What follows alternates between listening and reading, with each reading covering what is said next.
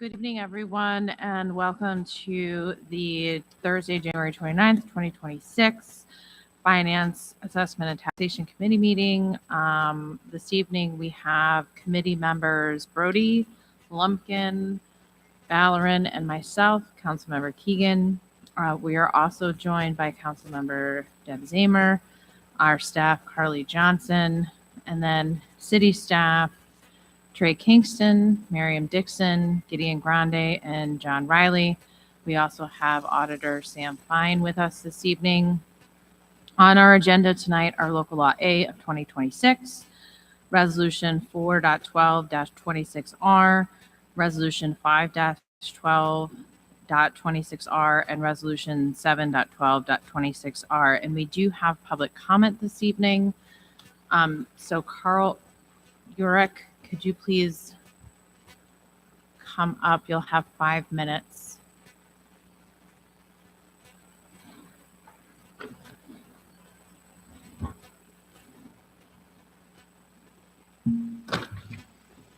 So, thank you.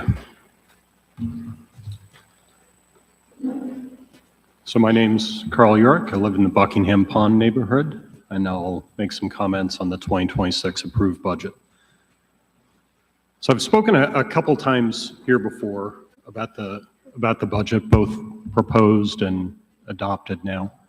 And I'll just reflect on kind of 3 things that happened. In early November, I had analyzed the proposed budget. I came in here and suggested that due to revenue and expenditure softness and maybe lack of rationalization, as I looked at the 2026 proposed budget, it seemed clear to me from some analysis that the budget needed about $4 million of operating expense cuts, $4 million of CapEx cuts, really to make a viable budget. So it was early November, just before Thanksgiving. The city treasurer issued the Q3 2025 actual report for the first 3 quarters of the year.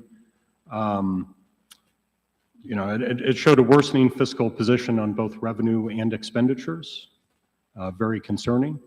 So I reran the numbers, came back in here on December 9th to the Finance Committee meeting, and based on the numbers that I was seeing, I suggested that the cuts required to really have a viable budget needed to double. $8 million on the OpEx front, somewhere between 8 to 11 million on the CapEx front, really as part of a multi-year strategy to get the budget and the city's finances in control. $8 million represents a 3.75% cut to operating expenses. I get it. That's huge. That's things need to be sacrificed kind of numbers. So now the adopted budget has come out, and by my math, the proposed budget was cut by 0.14%. I'm going to go back to the Treasurer's Q3 actuals report released 2 months ago, so this is fresh information, not old dated news.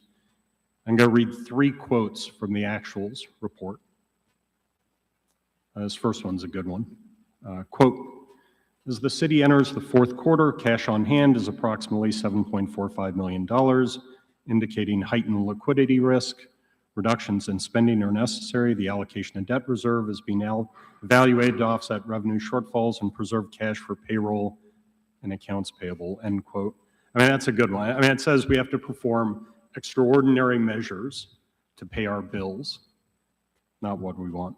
Second quote, quote, the performance of revenues in FY24 and FY25 indicate that FY26 revenues will also likely fall short of expectations. Absent an increase in revenues or decrease in expenditures in 26, Treasurer's Office projects a gap between revenue and expenditures that would have to be filled with fund balances, expense reductions, or increases in revenue. So, I mean, this quote's pretty unambiguous. It's a good one to ponder. You know, the Treasurer did say likely rather than certainly, but really that means certainly. I mean, there's a certainty that we're going to fall short on revenue and or expenditure lines. And then the third quote, this is a quote about spending actions. quote, "It's imperative that the city take any and all actions to reduce discretionary and non-essential spending immediately," end quote. I suppose an optimist would think that the suggestion only applied to our November and December spending, and if we're just prudent for a couple months, we can move back to a period of our traditional cadence of spending. I tend to think that the inference there is that spending prudence should apply to our behaviors in 2026 as well. So anyway, those are three quotes, pretty fresh news. And so this is what's on my mind. The city treasurer, who I don't agree with on a lot of things, but I agree on this. He issued a clear and unambiguous warning that city finances were and will continue to be under pressure. So you have the treasurer's office over here, a klaxon call, 5-alarm fire, budget office is over here. Budget office and city leadership have done essentially nothing. Let's be real, that a 0.14% cut in the budget is who cares kind of numbers. The theme that I've tried to convey, and it's not a fun theme to convey, is we have two choices. We can make hard choices now. We can make hard choices in the future if we don't make them now. So thanks very much for your time. Thank you, Mr. Eric.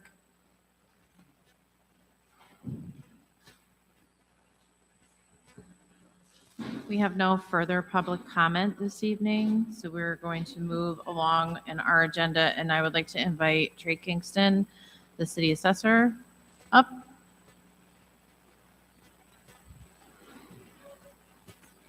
We're going to move on to Local Law A of 2026, a local law amending Article 3, Senior Citizens Tax Exemption of Chapter 333, Taxation of the Code of the City of Albany to increase the maximum exemption percentage levels applicable to the exemption.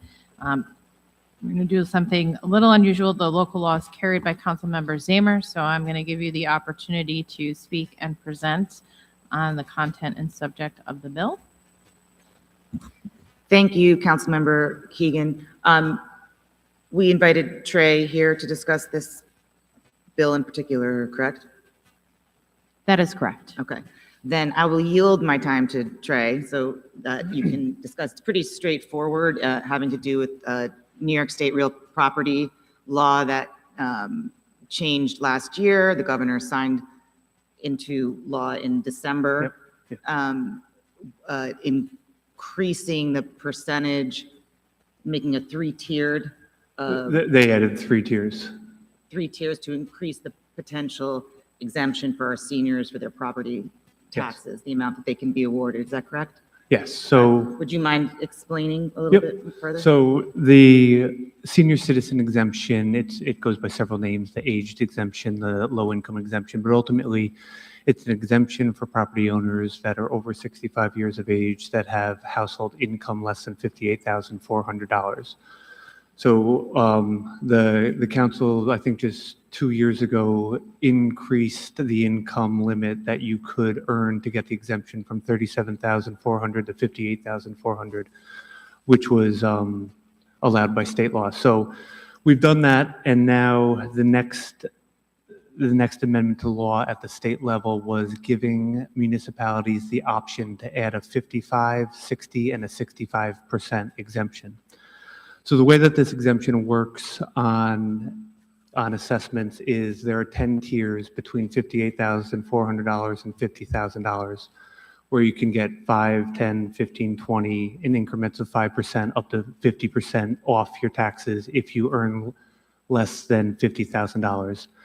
What the governor signed into law in December, which has to be adopted by local option to be exercised in a municipality, is for a 55% exemption if the household income is between $49,000 and $50,000, a 60% exemption if the household income is between $48,000 and $49,000, and a 65% exemption if the household income is less than $48,000.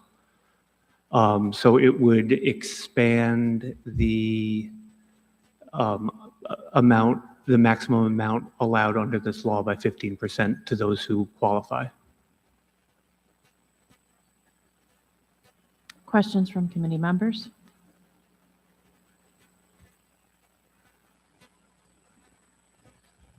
Councilmember Brody. Thank you. Thank you for being here tonight to explain this. One of the things I wanted to make sure I understood was in the way this is written currently, the fiscal impact is noted as none. Correct. If you could help me understand not only that it is none, but why, the intricacies of why it is none, I think it'd be good for maybe the public to understand as well, in addition to not it just being a net zero, the reasoning for that.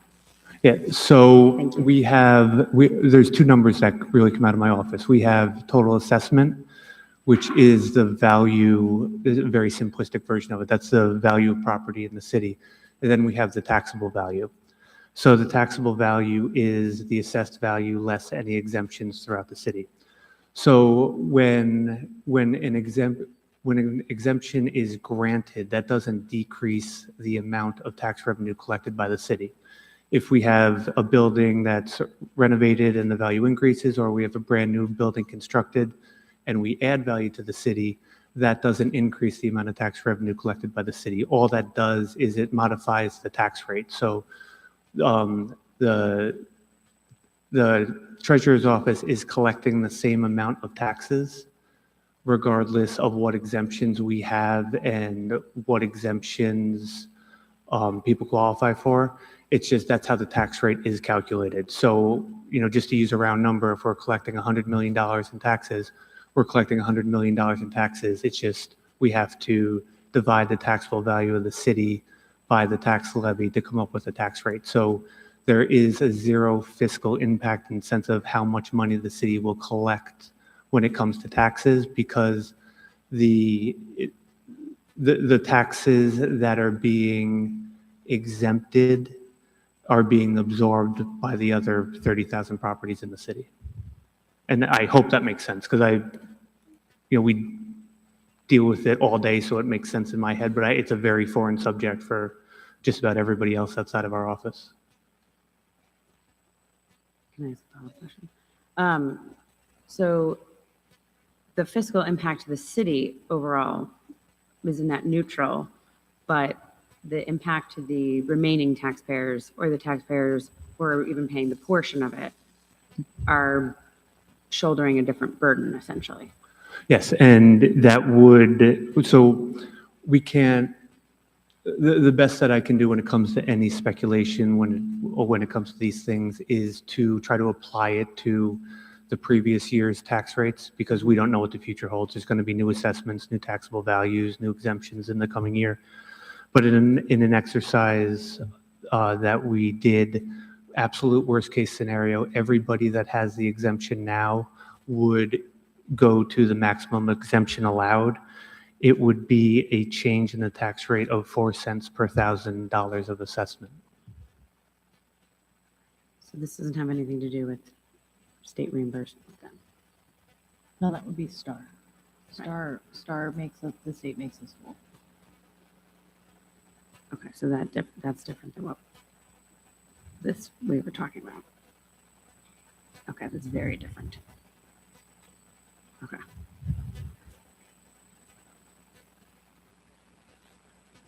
Councilmember Valorem. Thank you, Chair. Thank you, Trey, for coming out and sharing your information with us. So I just want to, so we talked about making some tough choices, and I can understand why this may seem for some a little tough. For me, it's actually really easy. Explain, and if I'm explaining this incorrectly, please correct me. So just I see this as something that someone like me can take a little bit more of a burden, but it's going to create a lot more flexibility for some of my seniors to live in my neighborhoods that may be under a fixed income, who are making less than $47,000. It'll make it easier for them to be able to afford to stay in our neighborhoods. Is that correct? Yes, I think that the ultimate intent of Real Property Tax Law 467, which is what establishes this, is to assist seniors to age in their homes. And I believe that the supporting documentation with the governor's bill showed that this was to kind of coincide and catch up with the inflation and higher cost of living. This exemption first came around in its current form in 1998, and they've made very, very few modifications to it except for the last 3 years. So the first step that they did was they increased what you were allowed to earn and get the exemption by $20,000. And now this second phase to kind of catch up with the cost of living and inflation increase is to grant exemptions for 15% higher than you previously were capped at. Okay. Well, I appreciate that. Look, as someone that helps shovel snow for some of my seniors this past Monday, I want to make it as easy as possible for them to stay in their home.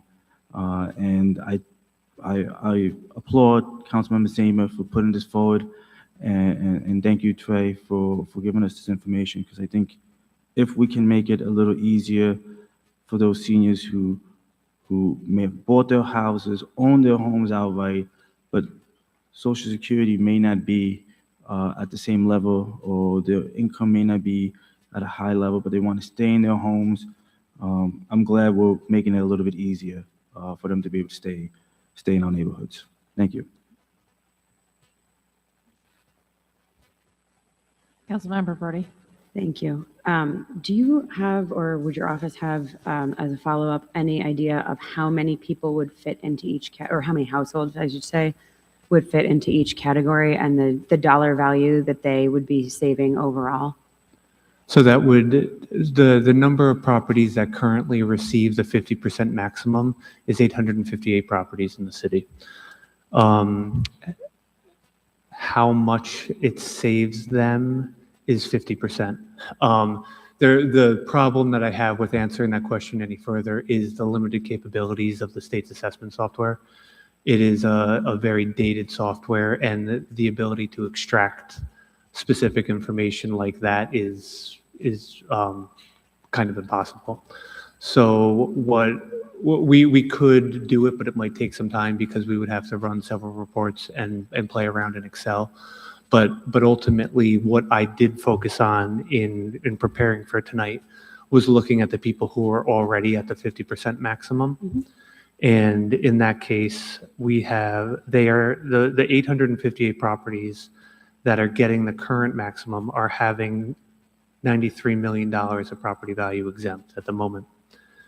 So if we were to extrapolate that they were going to receive the increased benefit, if they all were to qualify for the increased benefit, and that's something that I just can't tell at the moment until we have received all the applications, it would exempt an additional $27.9 million worth of value.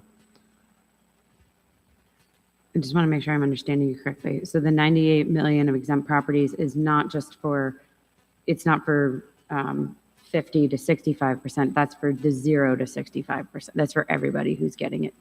It's for Or, sorry, everybody. everybody's getting it today. It's for everybody that's maxed out currently.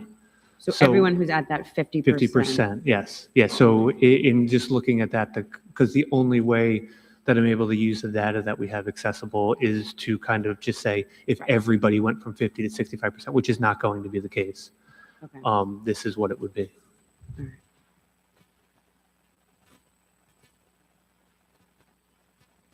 So we would add to the $93 million in currently exempt, we would add 27.9.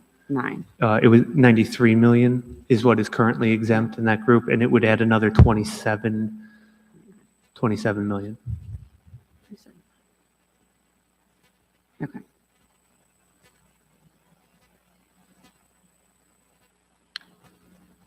I just want to also note that Councilmember Anane has joined us.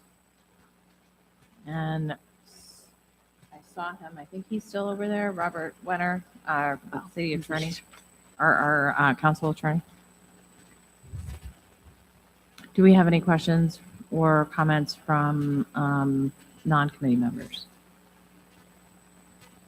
Do we have a motion? So, No. sorry, one last question. I guess, and forgive me, as this is my inaugural Finance Committee meeting, it concerns me that we have fiscal impact of none noted, but it's clear getting the information is a bit of a stressor because of the outdated technology. Completely understand the constraints of doing that kind of work. I work in technology as my day job, so I understand very clearly the type of headache that you can cause people. I just feel very uncomfortable noting that the fiscal impact is none, when in reality, there's a very low likelihood that it is actually none, because those taxes are still going to be, the percentage will still be, or the overall assessment will remain the same. We just have to spread out the taxes collected differently. It's not that it's none, it's that it will be done differently. So generally, when we note fiscal impact in legislation, it's the fiscal impact to the city. And there is no fiscal impact to the city because we collect the same levy. And as a newbie, I am suggesting that that may be a bit narrow of a definition of how to define fiscal impact. And Robert, do you want to weigh in on this one? No. Not beyond fiscal impact, and supporting number in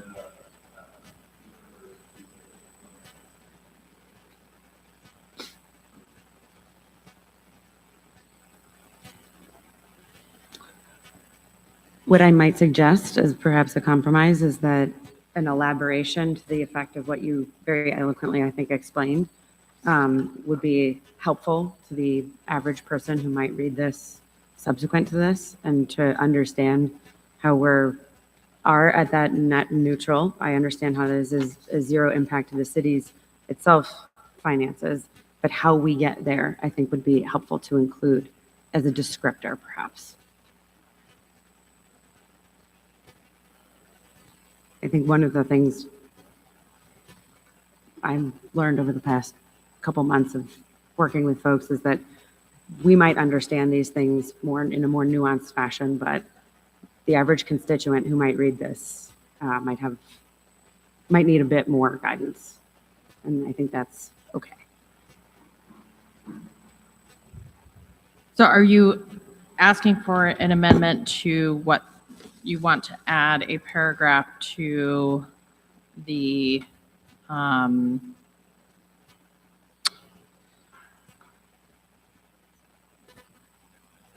bill memo? I mean, that would be up to Councilmember Zamer to determine if she wants to include an amendment to the legislative memo. And if you're referring to specifically under the fiscal impact section only, because it would have to be, it's obviously, you can't, it has to be in context. The numbers that the assessor's discussing has to be, it would have to be a very full explanation. I don't know if that's appropriate under fiscal impact, which I've always understood to refer to the city finances. If you would be more comfortable with a section in the description, or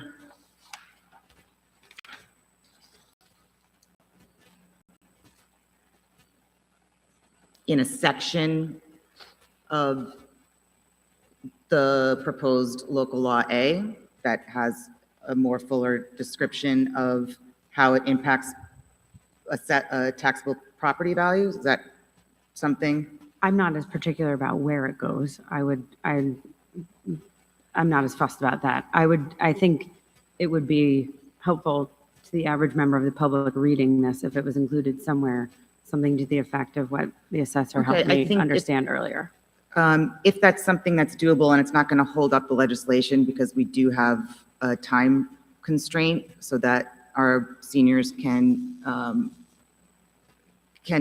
utilize their ability to have, this greater exemption for the 26, 27, right? March 1st was when March we would need the 1st, but I law. mean, Yeah. in order for them to Correct, be impacted, yeah. and then, Understood. as long as it doesn't hold that up, a fuller, we could put a section in sort of explaining why there's no fiscal impact to the city, which is just what Trey explained. Would that be acceptable? If that's what the committee wants, I think we could definitely build that out a bit to make the section clearer. And are we able to, would you be able to vote this out with, Pending amendment to Pending the the supporting amendment. memorandum, I don't see a problem with that as long as the committee's okay. okay. So would that be, does that satisfy Councilmember Brody? I think it's a good point that you bring up. It's not, it's obviously, like Trey said, a bit it's esoteric. not, Yeah. it's not obvious to the public. So if we could write up sort of a description of why this has no fiscal impact, but how it might shift, what did you say, 4 cents per thousand? Yeah, 4 cents, and that's, you know, I would be okay with that. And that's something that I can work on with Trey and with Robert. Robert, does amending the actual legislative intent memo impact our ability to move the legislation on Monday? Because we're not talking about amending the bill. We're talking about updating the intent memo. Right, that's, Just confirming with the bylaws whether there's anything that would preclude that. But no, I don't believe so. The supporting memorandum itself is not legislation. It's just a document that we file in support of every piece of legislation that we pass pursuant to the body's rules of procedure. So there should be no problem amending that with the legislation already introduced and approved to be advanced to the full council. and then we can have that for Monday, the amended memo. Sure, we can have a draft of that to you tomorrow. Councilmember Ballerin. Thank you, Chair. I was just going to say, this is why I like having so many lawyers in the room. You guys can figure out the language. I think I'm glad we're not going to hold this up. I think it's critical that we do what we can. I mean, we ease the burden for certain individuals to be able to develop in our city. I think we should definitely find ways to ease the burden for our seniors to be able to stay in their homes, many of which have probably lived in these homes, and it's probably the most valuable assets they have. And they don't, when you talk to our seniors, they don't want to, they can stay in our neighborhoods. They want to stay in our neighborhoods. So I'm glad this is being moved forward. I'm glad the lawyers are figuring out the language that needs to be done to not hold us up. And with that said, I'd like to make a motion to move forward with the local law A with a positive recommendation. Second. Aye. Motion passes.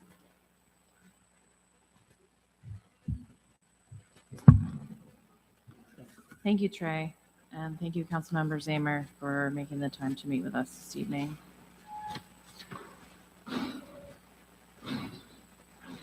Next, I would like to invite our budget officer, Gideon Grande, up to discuss resolutions 4.12.26R, followed by resolution 5.12.26R.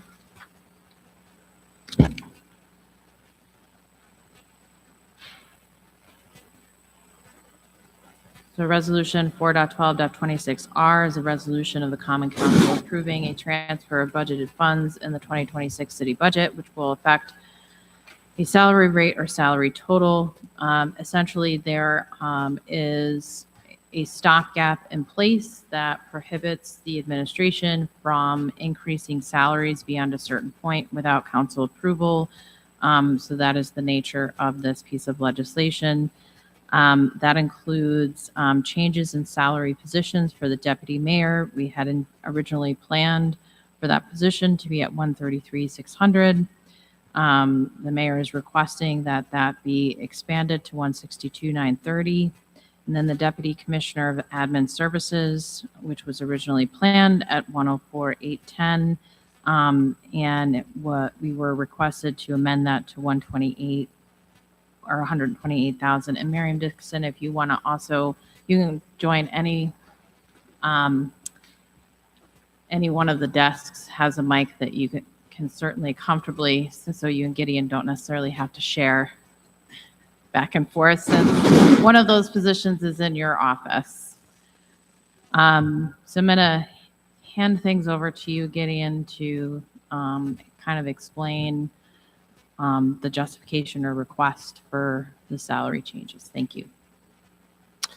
Well, I think as far as the nature of the request for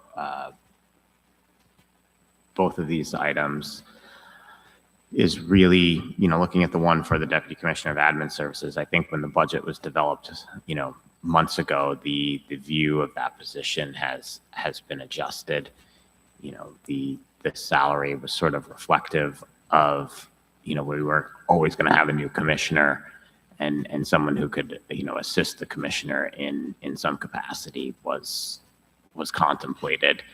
I don't necessarily, and now with the new administration coming in, I think that there's, a desire for that position to take on a bigger role than originally thought. So that's the outline of that request. As far as the, deputy mayor goes, I think, the position itself and ensuring internal equity with, the city's second highest appointed employee, or the highest appointed employee, is the general thrust for this from the mayor's office. Councilmember Brody? No. Questions from committee members? Councilmember Ballard. Thank you, Chair. So I am a big fan of the book From Good to Great. And if any of you know the book, one of the big components of that book is that you have to really have a good team and build the best team possible. As they say, get the best people on the bus. So I guess I have two questions here. Question one has to do more with staff morale. I'm concerned that there's some commissioners, some staff that have been committed to the city for some time, and who may see individuals coming in making more than they are, and that may have an effect on morale. So that's question number one. Question number two is for the deputy position. Deputy position is higher than some of our commissioners are making, and higher than most of our other deputy commissioners that we have. Piggybacks off of question number one, but also states, is this going to now create a situation where we have to raise the tide for everybody? Meaning other deputies that may ask for increases as well as other commissioners. And, is that something that you foresee, and how would we be able to handle that wave? We haven't really contemplated any other changes to, commissioner and deputy commissioner salaries at this time.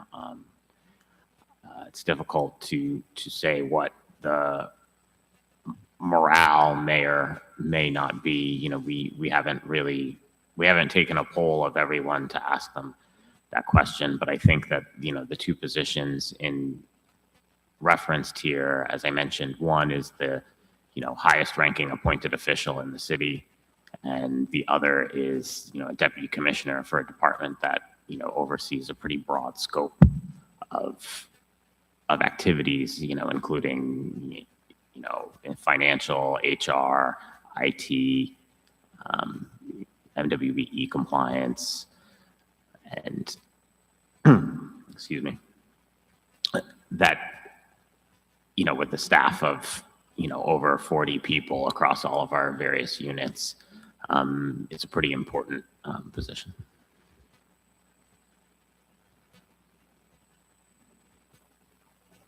Councilmember Brody. Thank you, and thank you for being here. I know there were thoughts of others being able to present from the department from which you're talking about. So appreciate you taking the heat for this, so to speak. I have a couple of questions.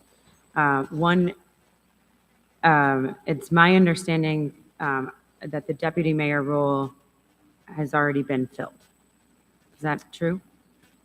Yes, it's public knowledge that, Mr. Ellis has been offered the position and he's accepted it, yes. Okay. I realize you are not HR, so this is more of a rhetorical question that I'm going to ask, but I'm assuming in the offer letter that was given to Mr. Ellis that had a certain publicly available dollar amount with it. And in order to join the city's ranks, he would have had to accepted that. We are 29 days into the administration. So while I have all the faith in not only Mr. Ellis, but also the role he's filling and the multiple roles that he's overseeing and helping our mayor be successful on behalf of the entire city, it just strikes me as odd that we know this is not a role commensurate with that salary literally 29 days later. Especially when we just got our Q3 actuals from last year. They were not as healthy as we would have hoped. And we are foreshadowing different levels of pain coming over the next few months with continued softness in the revenues that were projected for 2026. So I just, to echo what Councilmember Ballerin had expressed earlier about being respectful of the budget that was approved literally weeks ago, it seems rather extraordinary to be coming so early in the fiscal year with an ask of 20%. Nonetheless, my very long-winded question short now. The fiscal impact notes that sufficient appropriations were included in the 2026 adopted budget in conjunction with other actions. I think it'd be helpful to know from your perspective, or if there's others we need to draw on to understand what those, basically to expound on both parts of that, what the sufficient appropriations you're mentioning or this resolution is drawing on, and then also clarifying what those other actions are, if you could. Absolutely. So as Councilmember Keegan mentioned sort of at the onset of this, there is a bit of flexibility in the salaries sort of included. And, the other actions, and when we go over or under, those planned rates, there's a little bit of variance.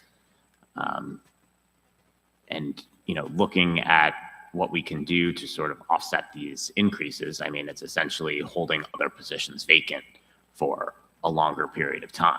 Neither of these actions, with where current payroll numbers stand, neither of these actions place either of these departments over budget in their personal service. It will just be a task of moving forward of, positions cannot be filled in the near future, or maybe at rates that were originally planned in order to offset these increases. Are there any roles? Thank you. Are there any roles then within the mayor's department, so to speak, that are otherwise not filled that you're holding in order to make up for the overage here and achieving an under? Yeah, I mean, the two positions that are currently vacant in the mayor's office are the Director of Economic Opportunity and one Constituent Relations Specialist.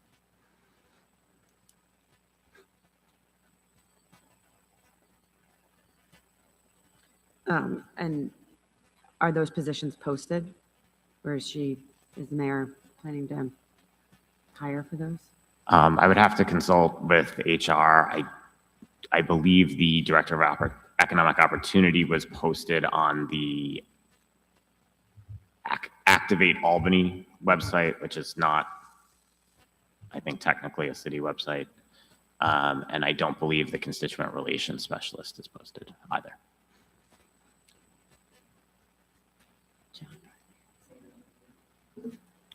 Who has their hand raised? John did.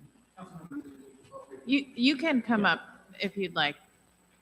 Sorry, I should have invited you up before. Feel free to take over a desk.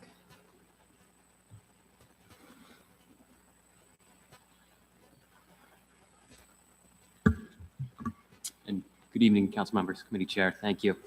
To echo what our budget director said, that's right. Those two positions are currently open. While they are posted, there are no imminent plans to hire, although we are continuously on the lookout for talented individuals to work in the city ranks. That said, as Gideon shared previously, we are managing the salaries in the office of the mayor to ensure that we do not go over budget for Sorry, this year. is your mic on? I think I'm sitting too far away. Thank you. Thank you. Sorry. Apologies, council No, member. no, you're fine. It's just very echoey in here. Thank you. Old acoustics. Can you repeat that? Because if we can't hear you up here, the public also will not be able to hear you on the live feed. Sorry. Absolutely. No, and apologies. So yes, those two positions have been posted. We have not extended offers for either of those roles. The city is continuously on the lookout for top talent to fill our various openings. And the office of the mayor is ensured that, we are keeping our salaries for the office below the budget for the office for the year. So we will not, we have no intention of going over that allotted amount. And how long do you anticipate having to hold those vacancies in order to make up the gap because those vacancy holds will be specifically to make up the gap for deputy mayor. I'm assuming there are other holds that will be making up the gap under admin services.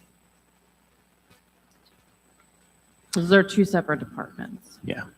Right now, the one position we have two vacant. We have the confidential assistant to the commissioner, and we have an HR generalist 3 position vacant. So those are our two vacancies. But do you know how long you're going to be holding those positions in order to make up that gap? In the office of the mayor, council member? Correct. Again, there's some flexibility. There are a variety of scenarios that, could play out that would allow us to hire individuals starting on the sooner end versus the further end. And I think we'd like to fill those positions soon. But with the fact that we've kept those positions open at the start of the year already, and the fact that our deputy mayor isn't starting until February, we do have some additional flexibility that would allow us to hire to fill those roles in the coming months. Councilmember Vallerin. Thank you, Chair.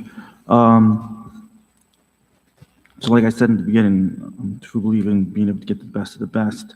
But I think the committee members would feel a little bit more confident moving this forward if there was some assurances that there wouldn't be, these positions going to be kept vacant until we made that gap, just to make sure that we stay within the budget as tight as it already is. So we're looking at roughly a little bit less than 29,000 in the mayor's office. So I'm not sure if anyone's done the numbers of how many months it would take to keep both or one vacant. But can we get some type of okay, so can we get assurances that, we'll keep them vacant? And I know we want to get people up and going as quickly as possible. And I know that does not address the issue of next year's budget, because next year's budget, we're going to have to figure out how to take care of all of it. But like I say in our finance part, I trust Gideon. We've given him a lot of gray hairs. We've gotten a lot of gray hairs. And I'm glad he's still here to get us through what I think is going to be a challenging year.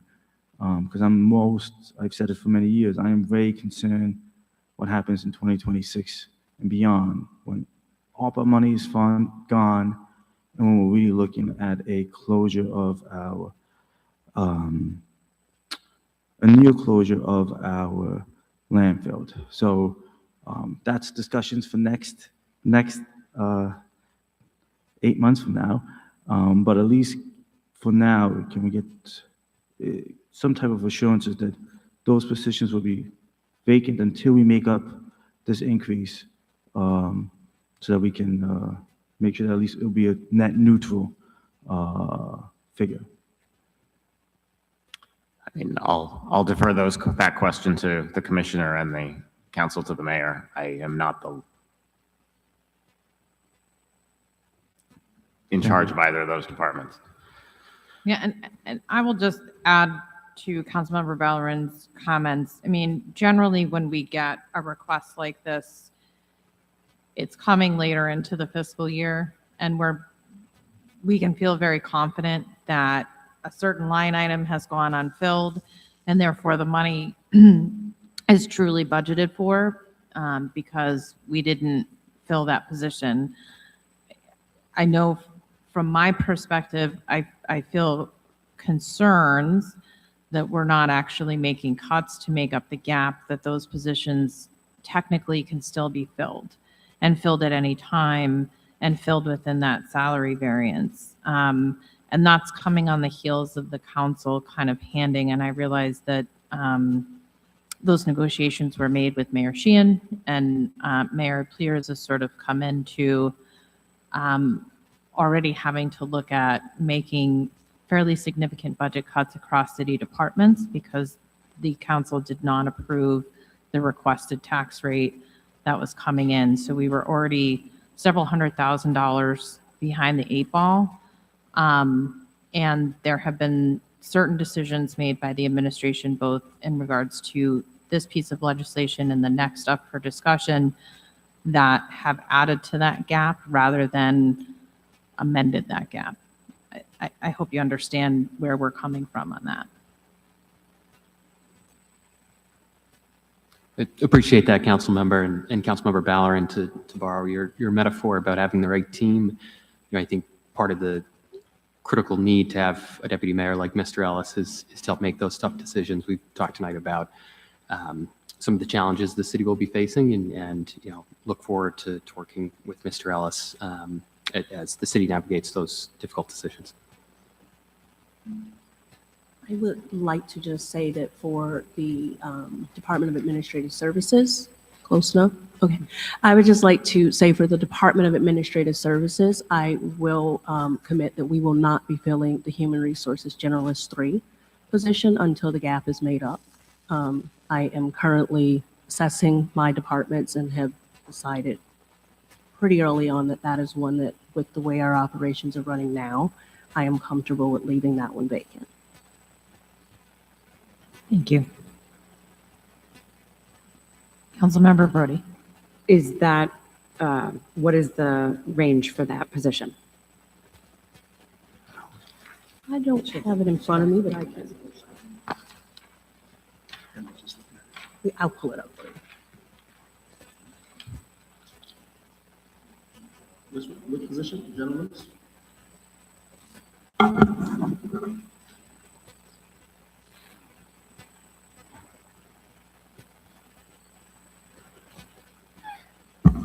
Yeah, the range is 59,110 to 83,550. Thank you. So that is, And that's the Human Resources Generalist 2, correct? 3. 3? No, sir. That one is from $65,030 to $91,910. And that is from Human Resource Generalist 3. so that is not consistent with the salary for this role, though. For the Deputy Commissioner of Right. Administrative Services, it doesn't make up the gap. I don't know, because this is the It's- first we're hearing of it. So the gap is 23,000, the gap is $23,190. So that's the gap. We put in the budget 104,000. The salary increase, the information contained in the bill also doesn't provide increases to payroll taxes, so on and so forth, which are not included in this budget calculation. So it's going to be slightly more than that.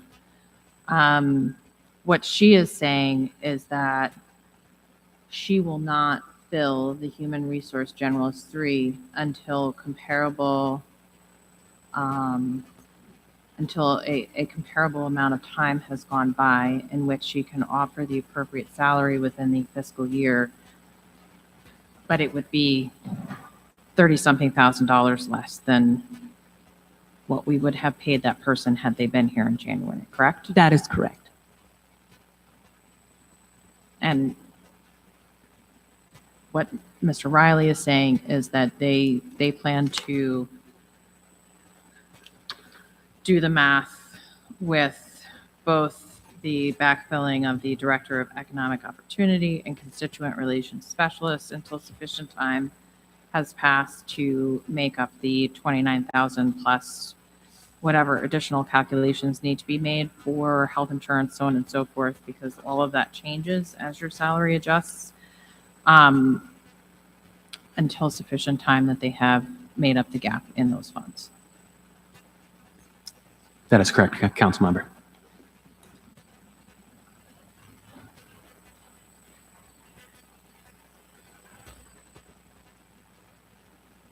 Councilmember Brody. So I think Councilmember Ballard brought this up.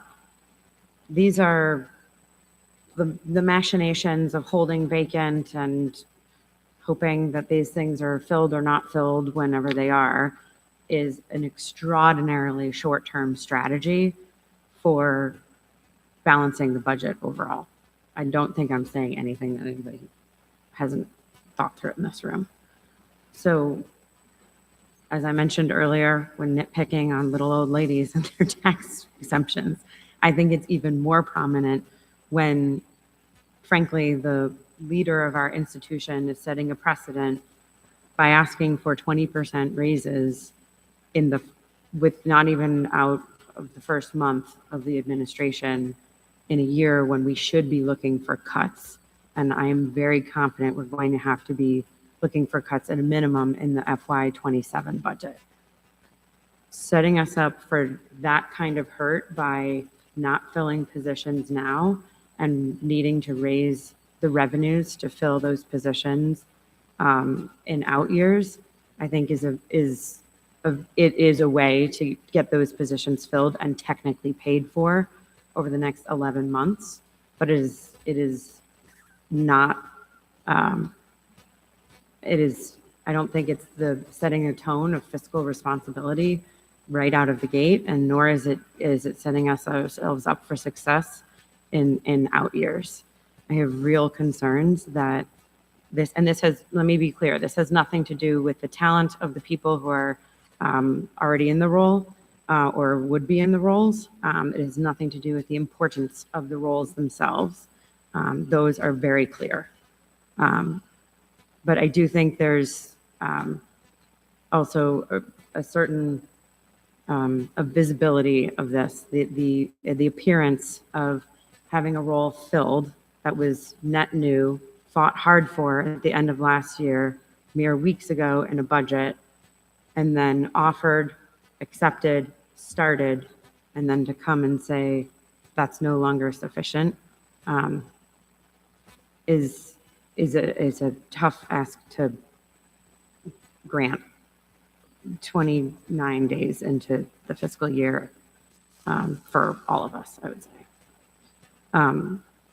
Beyond avoiding filling these roles in the current year, I would be curious to know if there are any strategies moving forward, if other lines would be zeroed or reduced to more permanently affect the change so that we could remain net neutral at the top while still implementing the desired effects of raising the salaries in the current resolution. And if that's something you need to take back, we understand that too. Thank you, Councilmember. Appreciate it. You know, again, we've talked about the need to be making difficult decisions in this year. That is not lost on the Office of the Mayor or the administration at large. We will be prepared to make those decisions, and we would like to have the right team to make those decisions, which is why, you know, I view, the office views these two hires as critical. Just to be clear, you do have the team though. Yes, Councilmember. Councilmember Valorem. Thank you, sure. Okay, so I'm going to just say this. I'm going to support this resolution because I do want the mayor to have the team that she needs and have the best talent in the room, and hopefully this talent can bring in some new revenues and find some new efficiencies to keep our budget in better place, move our budget in a better place. But I'm also going to, make a clear statement that if we are in October and we're finding that the cuts are being done, or the most painful cuts are being done for those at the lower level of our salary rates, that will have some significant pushback for myself, because I do think if there's going to be pain, it should be shared pain. Just like I believe, just like I supported the previous bill, I don't mind having a little bit of pain for those who are doing a little bit better to help ease some of the pain for those who are doing a little lower.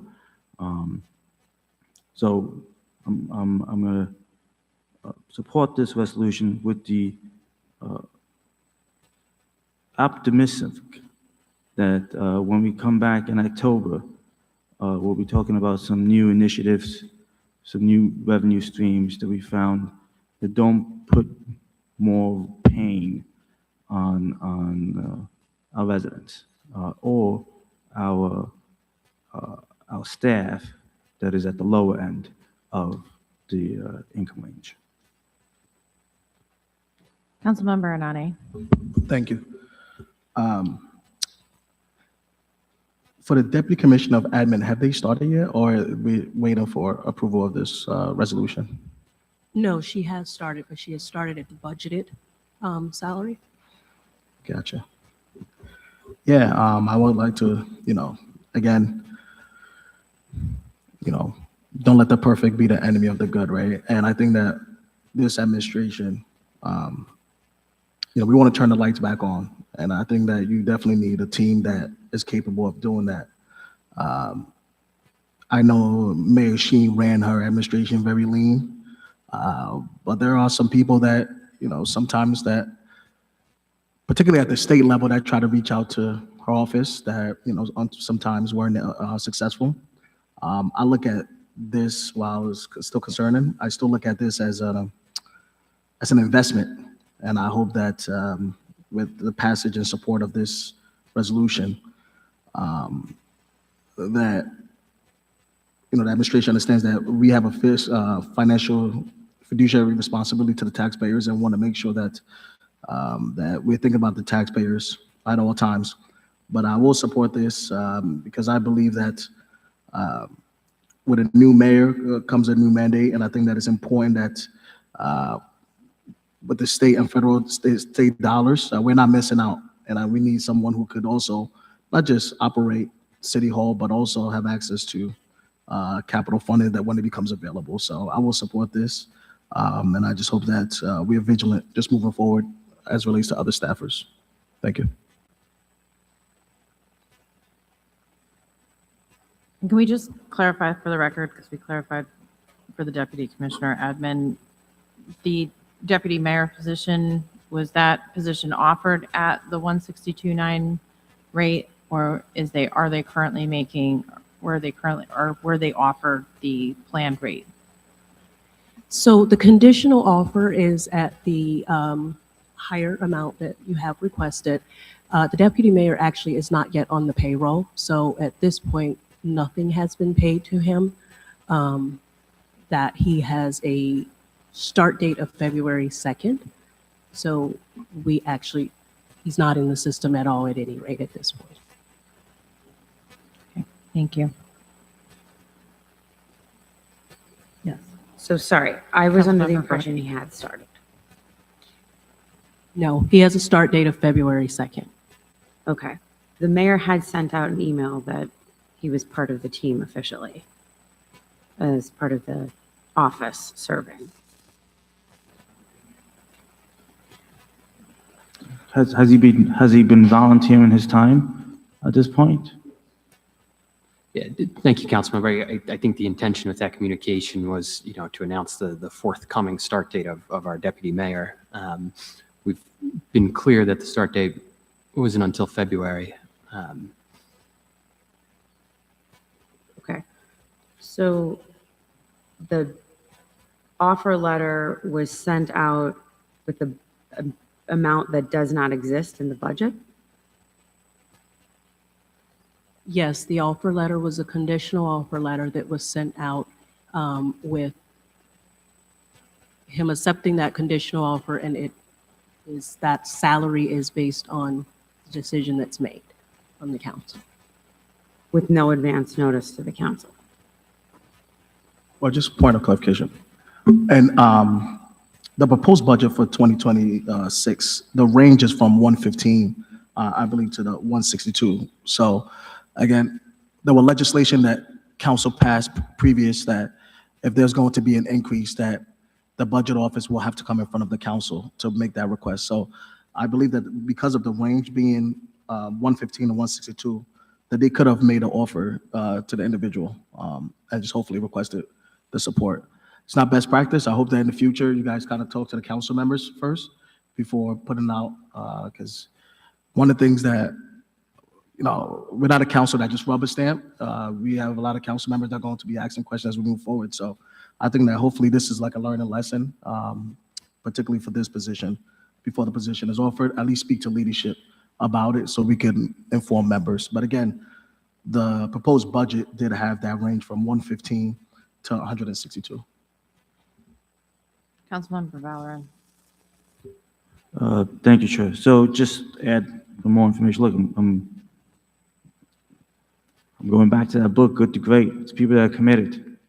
People that are committed. I'm very happy to hear that he's been committed to volunteering his own time for the last month, and I've seen him in many difficult meetings over that month. So that makes me feel a little bit better about, well, I was always happy we got him on board, to be honest with you, because I do think he brings a lot to the table.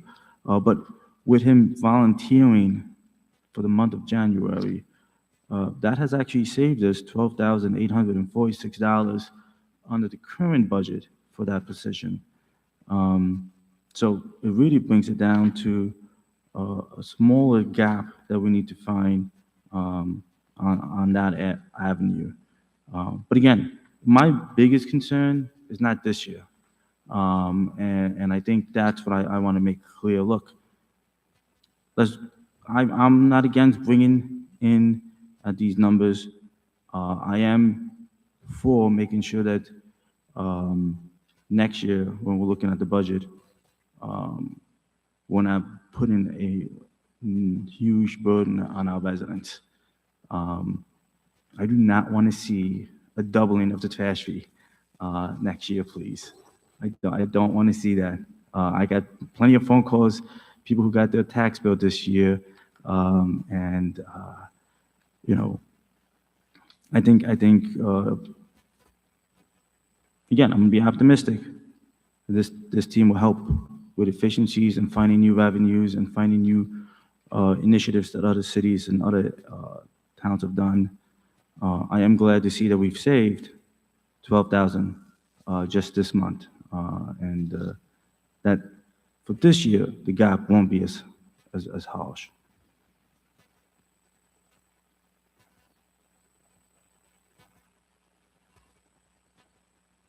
Do I have any other questions?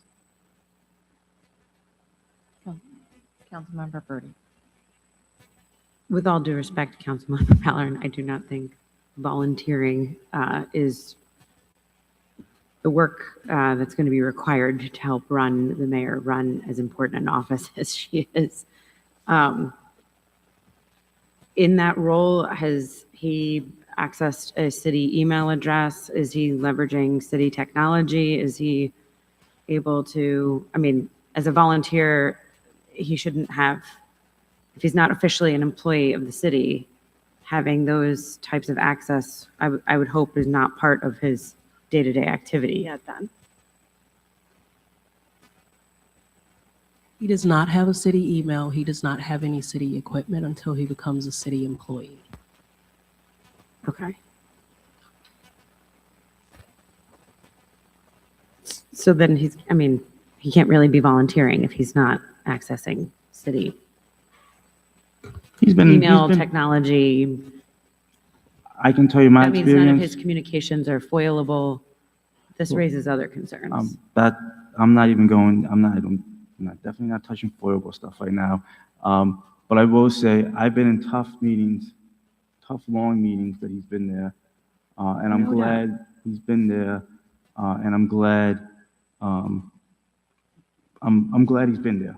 So I mean, so I'm just saying that as he's been doing the work, even if he hasn't had the position. I have no doubt that he is not only extraordinarily talented, as I've heard from so many people throughout the city of Albany, that we are thrilled to have him in that role. Again, this is not about him. It could be any other human in that role, and I would have the exact same questions right now.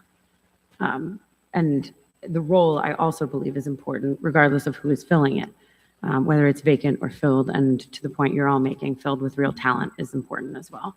Same with the Deputy Commissioner of Administrative Services. The same goes for all of that. But I think it just raises extraordinary concerns that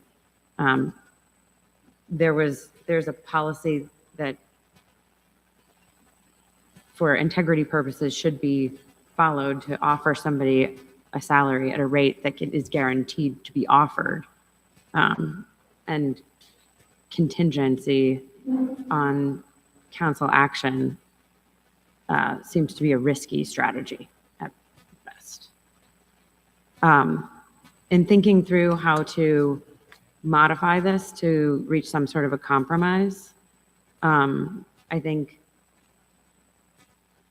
the clarity that is offered in the fiscal impact section could be further enhanced to justify not only the current year, but out year increases. That would, if the mayor wants to increase that salary, understanding where the team would like to reduce them elsewhere to keep the top line neutral, I think would be more than fair.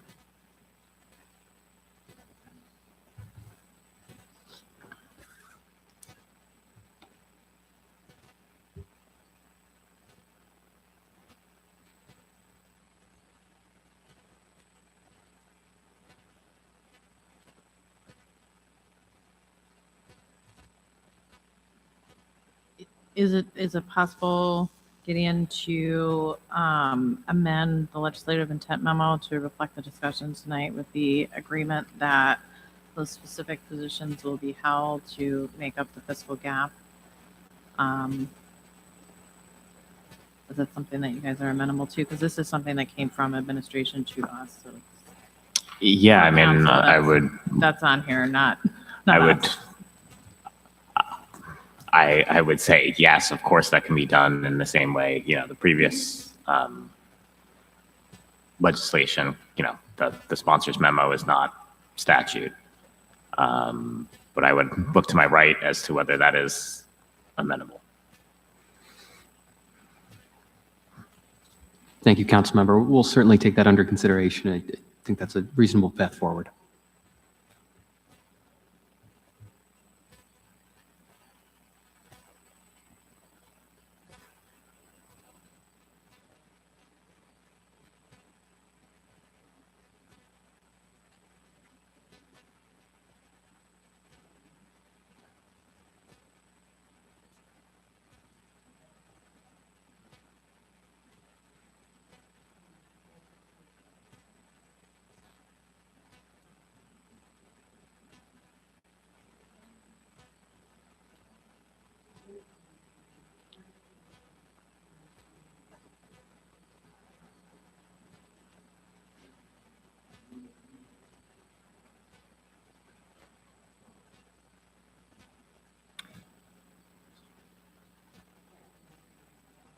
Sorry, I'm just trying to take the temperature as to whether they're comfortable moving this tonight or whether they prefer to wait. We have another meeting scheduled for the 4th. Is it possible to get an answer by our meeting on the 4th on whether or not you're willing to update the budget intent or the legislative intent memo to reflect the discussion that occurred this evening?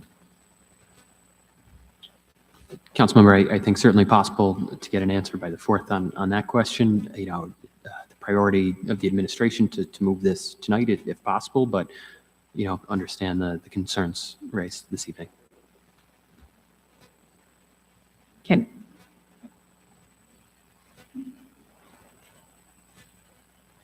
going to ask the question again.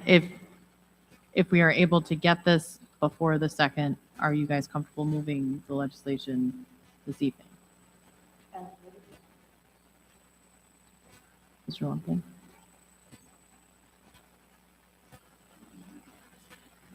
The question is, given the discussion that we've had this evening and the lack of information that we received in the actual bill with regards to fiscal impact, are we comfortable moving this evening, or do we want to wait for them to update the legislative intent memo to discuss the agreement to hold those positions until such time that the fiscal gap has been contained? Because we don't have anyone in the room right now who can confirm that they will provide that to us guaranteed by Monday. Correct. Wait, guarantee that the memo will be done? They would adjust the memo. He said he will take it back and discuss that. He can't, correct, you cannot give us a guarantee today. Prefer to discuss that with the office, but I'm happy to provide additional information prior to Monday, certainly. So the question becomes, do we move it out of committee with the potential for them to adjust the legislative intent memo? Or do you prefer to hold until the meeting we have on the 4th? Yes, Councilmember Valen. Thank you, sure. So my recommendation would be for us to move this forward as with amendments pending the language Councilmember Brody is looking for to be added by the 2nd, if that is accepted. And if it's not accepted for our meeting on the 2nd, then to bring it back to full committee for the 4th. So that would allow us the opportunity to, if they accept the language, allow us to vote on it on Monday. But if they don't accept the language, allow us to come back on the 4th and we bring this back up. Councilmember Brody.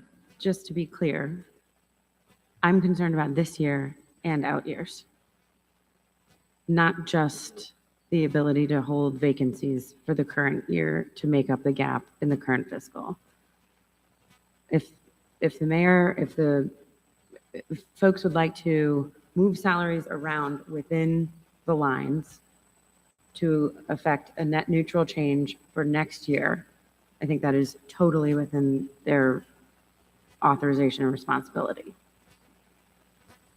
So my ask is not just for this year to remain budget neutral, it's to confirm that not in perpetuity, but by moving lines between where they are available. So it's net neutral in out years as well. I have nothing against paying people more as long as somebody else either isn't filled or the salary is at a different level to accommodate that change ongoing. For the record, I also do have a major concern with the process that this went through. And I think we can all learn from that, but we're not going to legislate our way out of that, though. At least not tonight.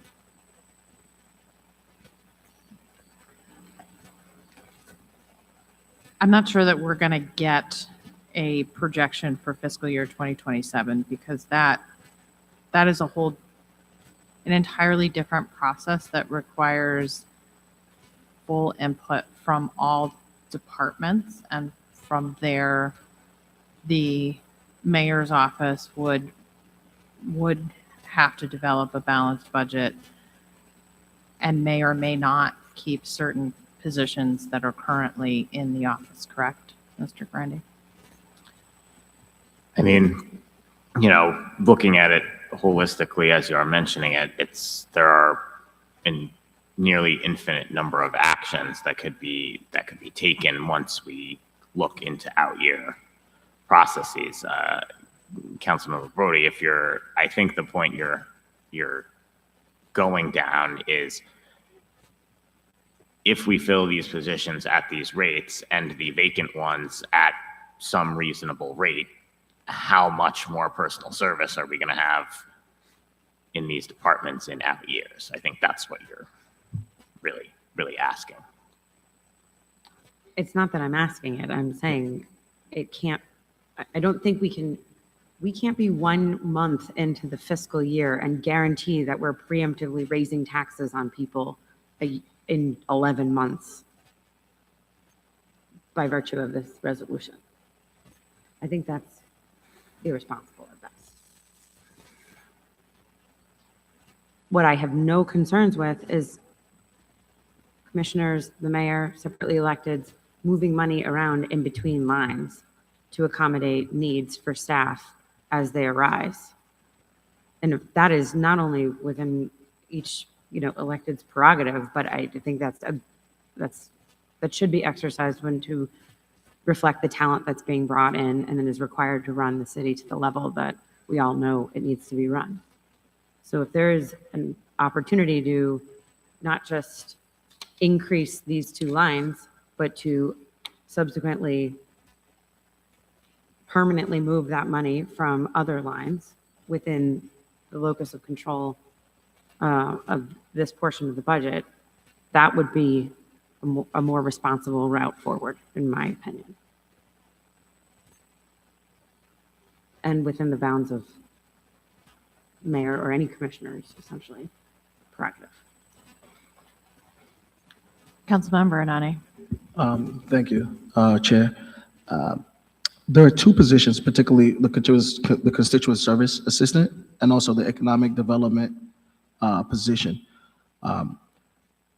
Those positions are not being filled, not because we don't have applicants, it's just more so because of the cash flow of the city or the mayor's office. Or can you talk a little bit about that? Like, why those positions are not being filled? Because I believe that what Alfredo initially suggested was for us to hold those positions until we receive more cash, particularly with the city, or just get better outcome on our finances. That is kind of essentially what's already kind of happening, I believe. Is that, can you confirm that, or? Well, both those positions are currently vacant. As to why they're vacant, the one position, the Director of Economic Opportunity, was a newly created position for 2026. There is no incumbent.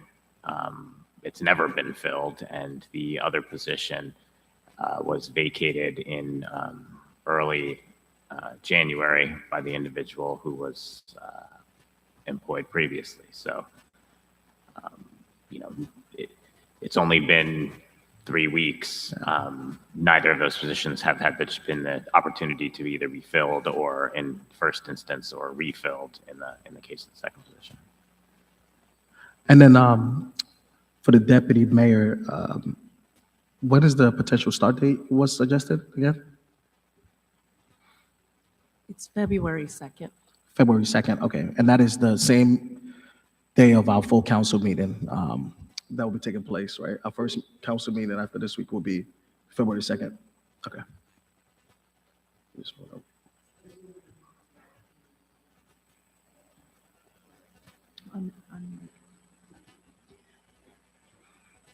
That means we wouldn't have even had the opportunity to vote on it as a full council before that individual ostensibly started.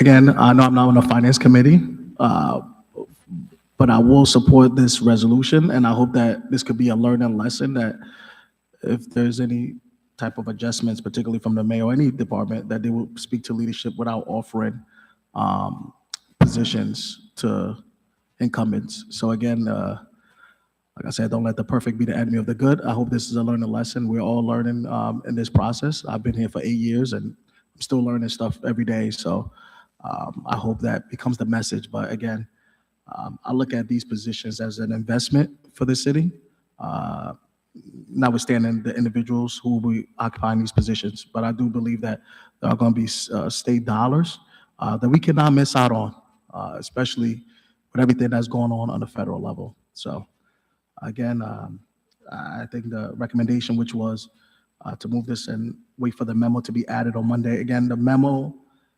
changes is not part of the legislation, so I'm okay with it. If we could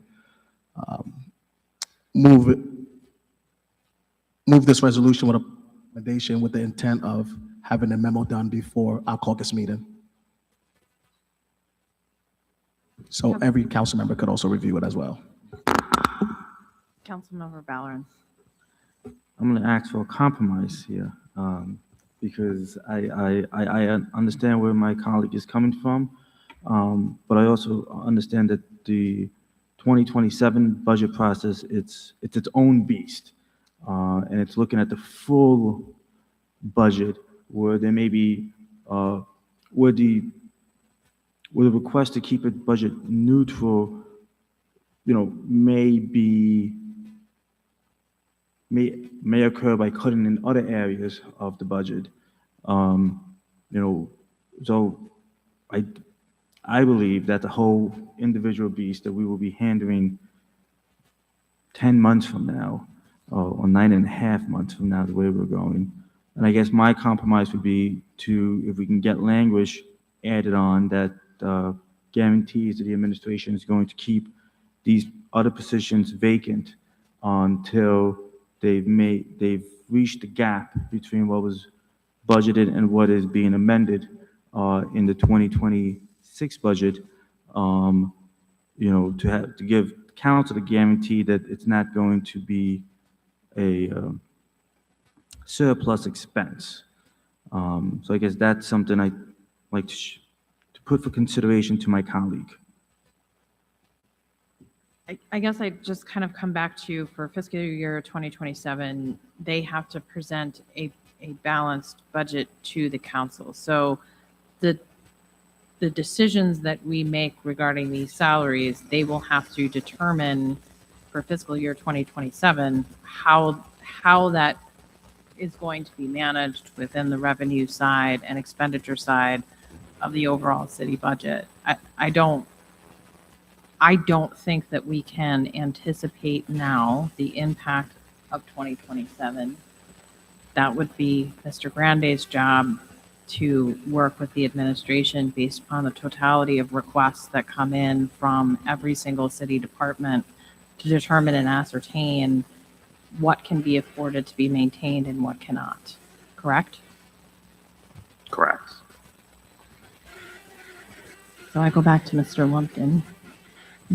What is your comfort level in moving the legislation this evening or waiting until the 4th when we have a firm answer from the mayor's office as to the amendments that we are requesting for the legislative intent memo?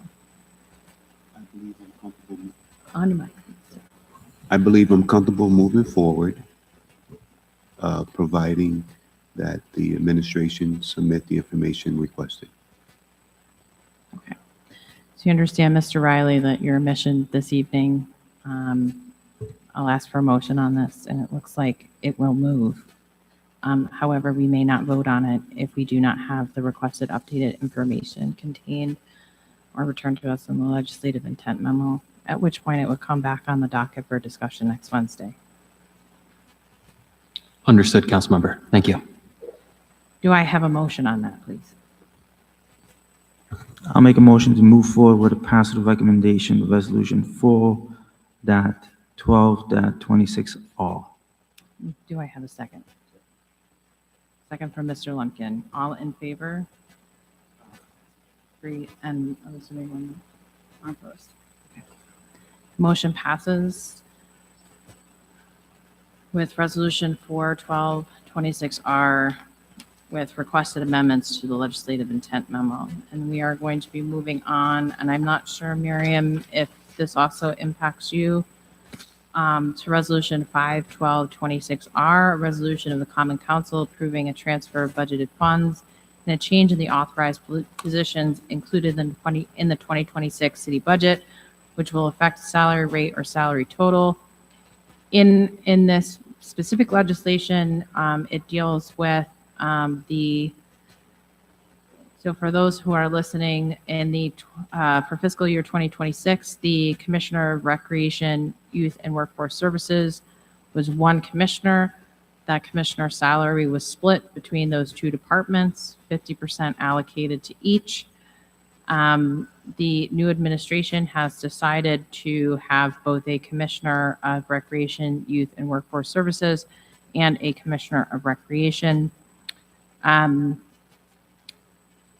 went over this with Mr. Grande. The Commissioner of Youth and Workforce Services salary is reimbursable through the federal government, which lessens the fiscal impact of this requested change. And I believe, based upon what has been provided to us, the remaining $85,000 in protected expenditures for the creation of the Commissioner on Recreation, which was not budgeted for, is coming from contingent. Okay. Please feel free to add in anything I may have missed in that explanation. No, you captured it pretty well. I think that, the use of, at this point in the year, there may be savings that could be applied to this, but it's very early. So those are difficult to identify at this point in time. That's why we've gone to, the contingency appropriations included in the budget. Questions from committee members?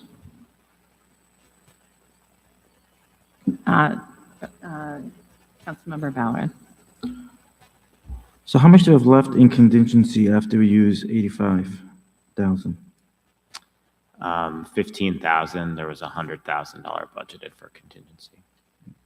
Forgive me, I don't have my budget book with me. Excuse me.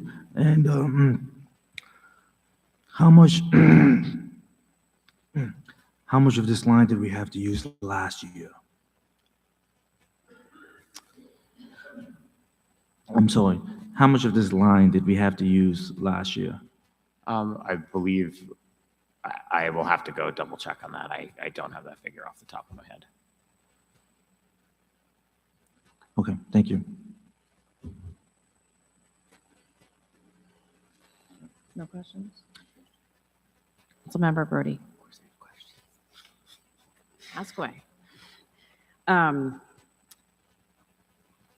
So if I'm understanding right, we're going to need to use 85% of the annual contingency fund in the first, we're allocating, I should say, 85% of the contingency fund for the entire year for personnel, recurring personnel services less than a month into the year? I mean, we are utilizing $85,000 of contingency appropriations to fund the differential in expenditures for the general fund, yes. I'm saying this for the public. I understand you fully understand what contingency funding means, but at least in the schooling and the experience I've lived in, contingency is exactly that. It is not for guaranteed, ongoing, recurring year after year personnel services. So to allocate this, to me, puts a department where we're, shining a spotlight on this separation of the two, because there's obviously a lot of work to be done here. Understand the impetus for that. But it's setting that department up for extraordinary risk financially if anything happens, not just this year, but also in all out years as well. I would not want to bring in somebody, have a separation of the department. I mean, there's been a ton of media around this. It's featured in the mayor's State of the City, I think rightfully so. But to fund it with contingency funding seems blatantly irresponsible. Is there any other source of funding that can be utilized to make up that gap? I mean, of course, the answer to that would be yes. What actions we can take at this point in the year. I just think we're a little early to automatically say gas prices are going to go up or down, or normally places where we do have savings, it's just difficult to identify on, this legislation was submitted, I believe 2 weeks ago, on January 12th or so. It's difficult in my position to say. I definitely believe we're going to have savings here to reallocate. One of the other things that I think would be helpful in reviewing this overall is to understand more of the bifurcation of the roles and responsibilities and the actual organization of both of the departments. I understand they've, in reading the proposed and the accepted budget, I understand they've been separate sort of budget units. But what I am not clear about based on this is what the impetus was for it. I did not think the department previously was underperforming. And to add in one role at the commissioner level seems, that department's actually been doing great things. Especially in the last year, with the opening of so many different new recreation opportunities that have been a long slog for the city to build, between the Lincoln Park pool and the Washington Park playground and the community center that we were all in. That is absolutely fantastic, that we had the ribbon cutting for recently. I'm struggling to understand why this role is needed. It wasn't a troubled department previously. It wasn't underperforming to the best of what I can understand. And I also don't understand, based on the information that's been provided, and I would like to see a much clearer depiction of what will actually, what will be happening under the leadership of the potential 2 new commissioners, and how those roles would be separated to make sense to hire somebody at the highest salary level that we essentially have in the city of Albany.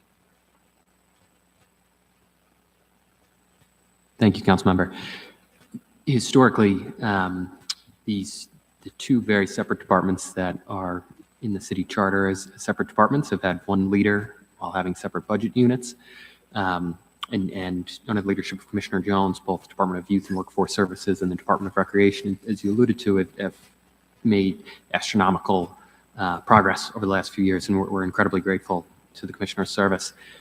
We view the separation of this role, not the separation of the departments, because again, those are historically separate departments in the charter and in the budgetary process, as a way to only increase that progress as we continue to double down on our youth through the opening of additional recreational centers and through investing even more in our summer youth employment program and other workforce opportunities. That's the impetus for instituting an additional commissioner to oversee 2 distinct departments. And so, is it fair to assume then that the 29 roles in recreation and the 17 in workforce development will be split then between their respective commissioners? Or is there going to be any other changes? That wasn't discussed in the submitted resolution.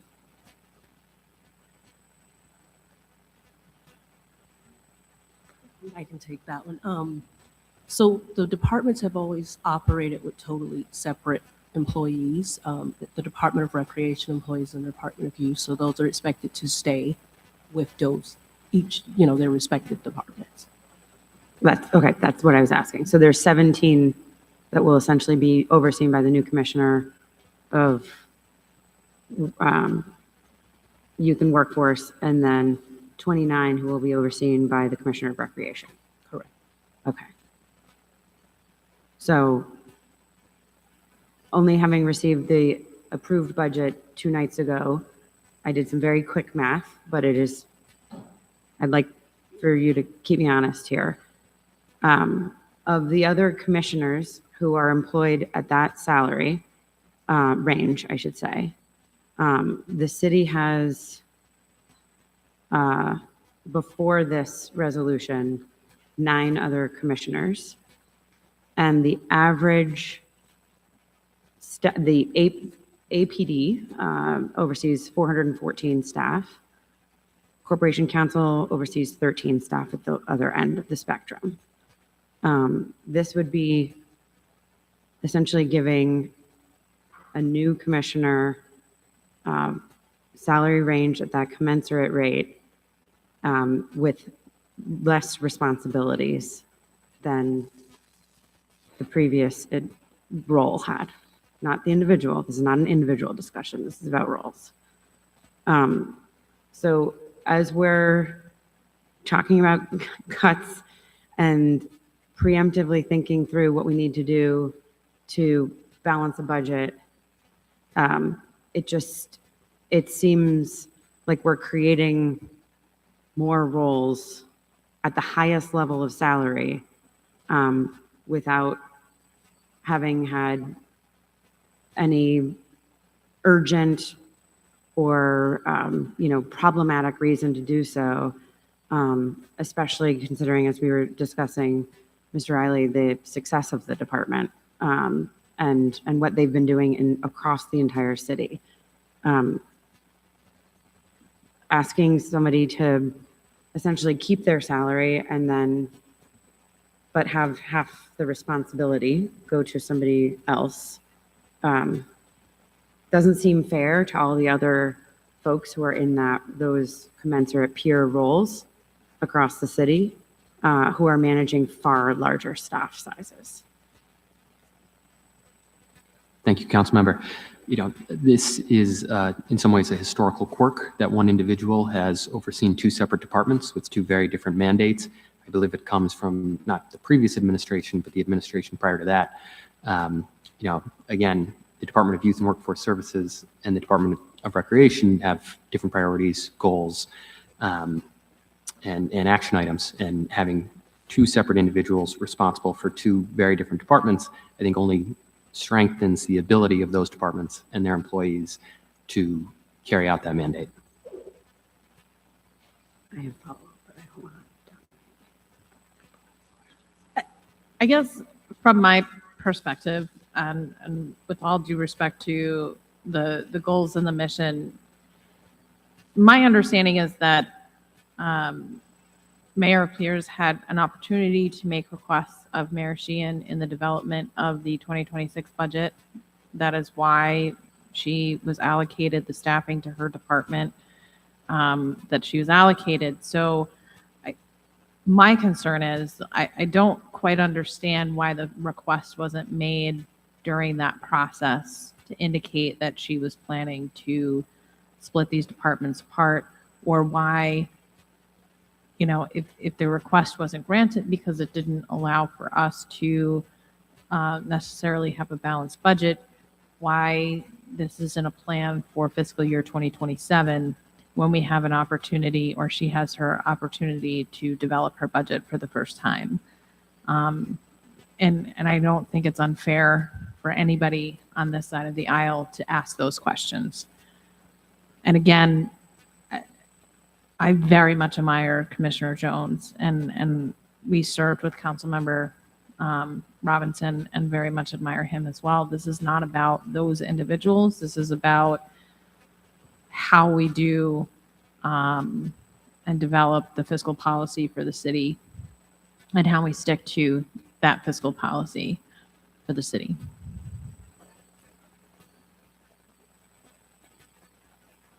Thank you, Councilmember, and understood it, and respect the questions on process.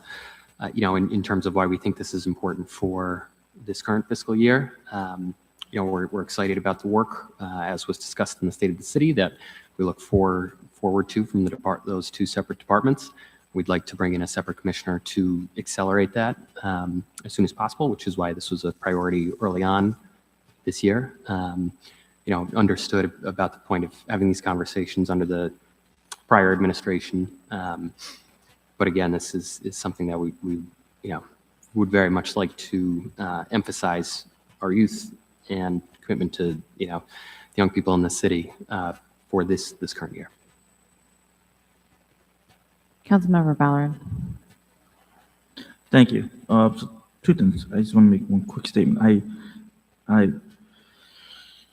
I know that there's times where some people will take on more than they should because of their commitment to the institution that they belong to.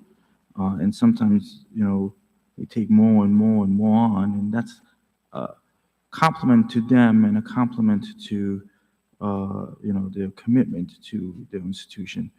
I think it's fair to, it's not fair to continue to ask individuals to take on more and more and more just because they're willing to. I don't think it's good for people's health. I don't think it's good for people's emotional and mental strength. So I think it's great that we've had a commissioner willing to take this on for 12 years, roughly. I'm not opposed to allowing that commission to be more focused on one entity. But this does come back to the numbers side of it again. And the numbers side of it is that this is going to be a new expense that we're going to have to be looking to rectify, not just this year, but for all the following years as we move forward in the budget, which again is my larger concern. Gillian, I'm hoping you could help us ease some of our concerns. You heard earlier today, earlier in public comment about concerns about us not ending in a strong position last year. Do you have any numbers you can share with us of how we ended 2025? Did we end in the red? Did we have to use our fund balance to finish the year off, or did we end in a solid place that people can feel a little more confident as we're moving forward? I mean, yes, we're certainly not done, and Treasury's not done with the 2025 books, but I would say we're going to be in a position where we're going to be drawing fund balance at the in our 2025 financial statements.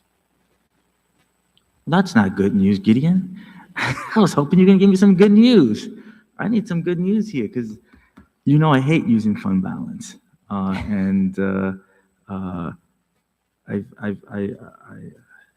don't believe you should balance a budget using fund balance. I know it's necessary to have it there for a rainy day, and I'm glad we had it there during the pandemic, because those were some very rainy days. One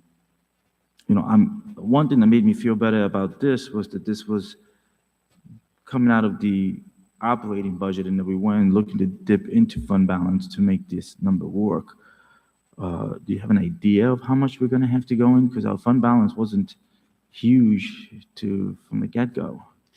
I mean, I would really hate to speculate on an exact number at this point in time. It takes us until about, April or May to fully close the books. There's a lot of accruals and, pending revenues that we're waiting on at this point. So I would, hate to put a number in public at this early juncture of the closeout process. Okay. Are there any, I'm jumping ahead and I apologize for that to my colleagues. And are there any projections of any other of our revenue numbers that we can be optimistic about in this coming budget that we are currently in? Are there any numbers that anything that has shifted in the positive since we worked on this in October to today? I wouldn't say in a material amount. No, I think we did a little better on, some of the automated traffic enforcement compared to what's included in 26, but, not millions of dollars to the favorable variance. No. Thank you.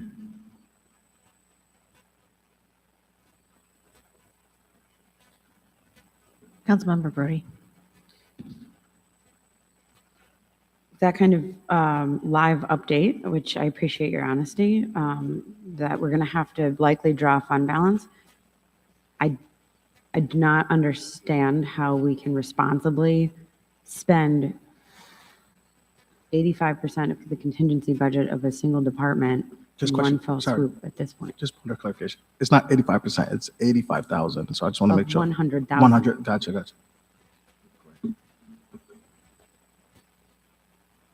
So I think what would be helpful to understand, at least the way my brain is working right now, is two aspects of this. One is more of the justification for the need in the first place, and the other is how we're going to pay for it. The resolution as written addresses neither, in my opinion.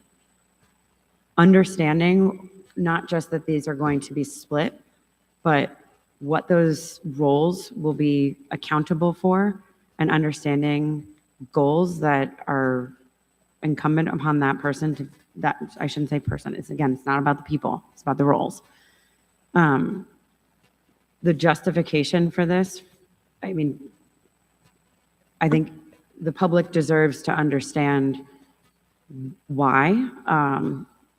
On the surface, this could just look like we're just creating roles at the top in a year when we should be tightening our belts. So I think understanding in the resolution, the justification for the need, and what, as a result of splitting the departments in day-to-day, understanding, as you said, Mr. Riley, they function more separately than one might, than might appear to the average member of the public. Clarifying that for the public's consumption, I think, is important, and understanding why they need to be separate, and then what the explicit goals and expected outcomes of the two departments are that merit needing double the amount of leadership that they have today, I think would be a responsible way to update this and for the public's consumption. And then the second part of it would be to find other ways other than extremely high risk contingency spend in the current year to fund it. And again, the executive branch has abilities, as you said, to there's many other ways that the dollars could be found, but I think they need to be found in a way that's not literally spending money we do not have.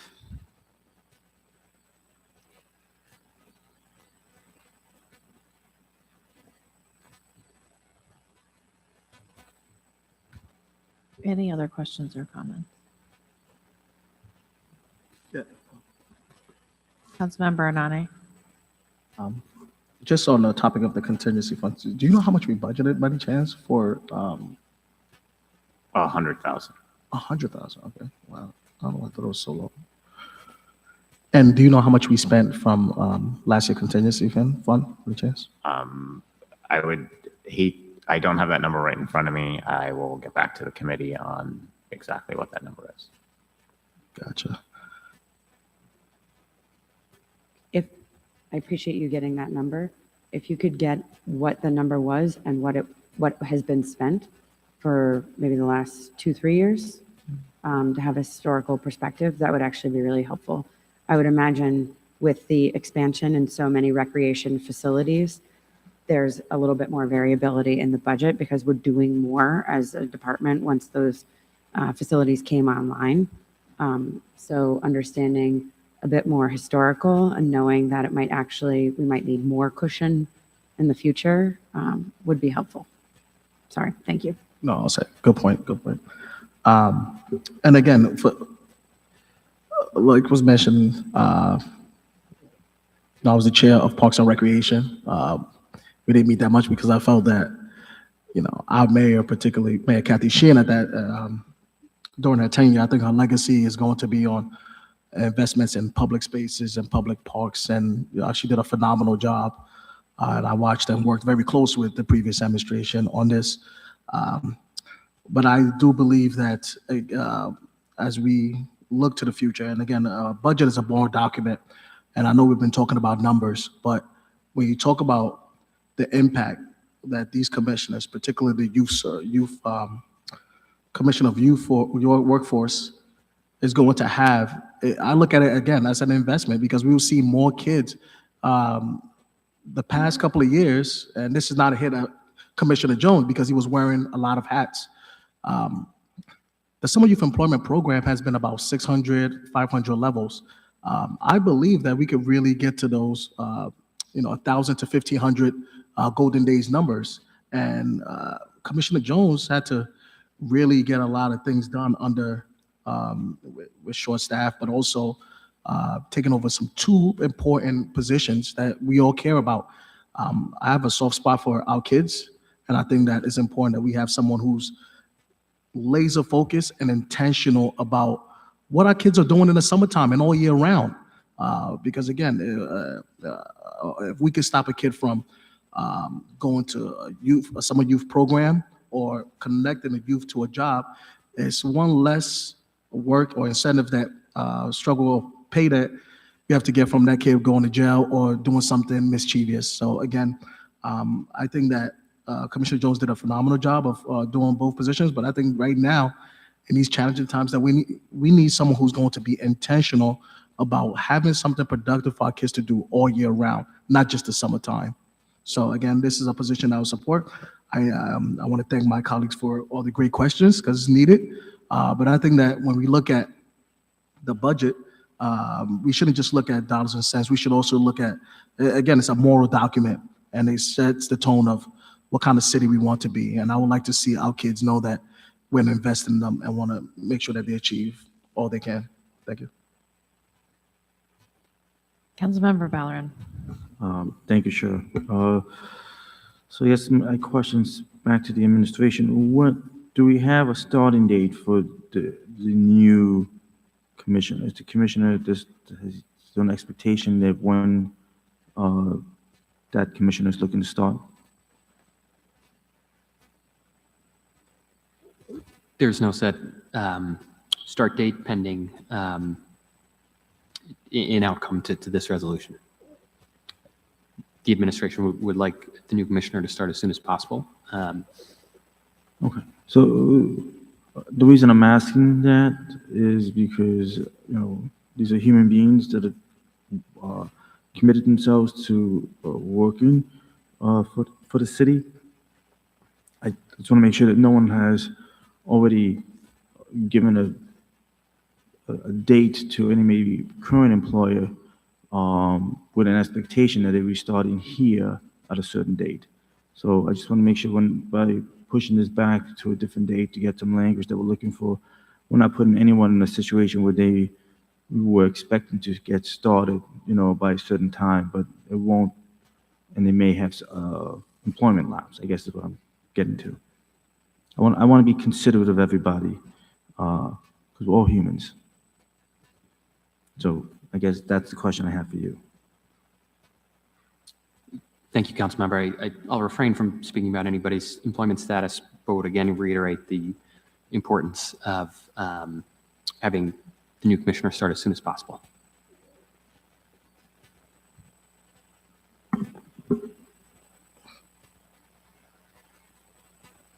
Any other questions? Councilmember Brody. Thank you. In looking at the 2026 approved budget, it does note the $100,000 contingency fund that is adopted for this year. It also notes that, I guess, $100,000 was adopted for 2025 as well. And then it shows that the 2025 amended budget grew that to $1.4 million.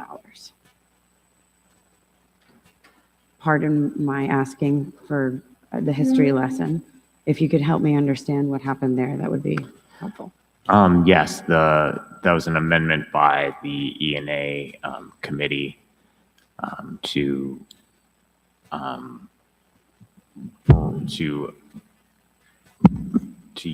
utilize some of the debt reserve for 2025. For any particular purpose? To reduce debt service payments in the general fund for 2025.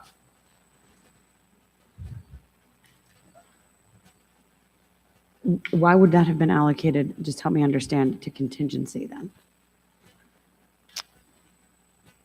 Because the flow through between the debt service fund and the general fund, that's generally how it's accounted for in our books. It's what? Your aggressive page. Sorry, can you repeat that? So in the budget process, we gross up the debt service and then show the transfer revenue in. This is just how it was added for that transaction by the Estimate and Apportionment Committee. Okay, so if it was 1.5 as amended, 1.4 is amended, and now it's adopted as 100, where did the delta of 1.3 million go? To offset debt service expenses. And that's already been allocated and paid for? Correct. There's a very odd use of that one. Okay. So that had nothing to do with personnel services? No.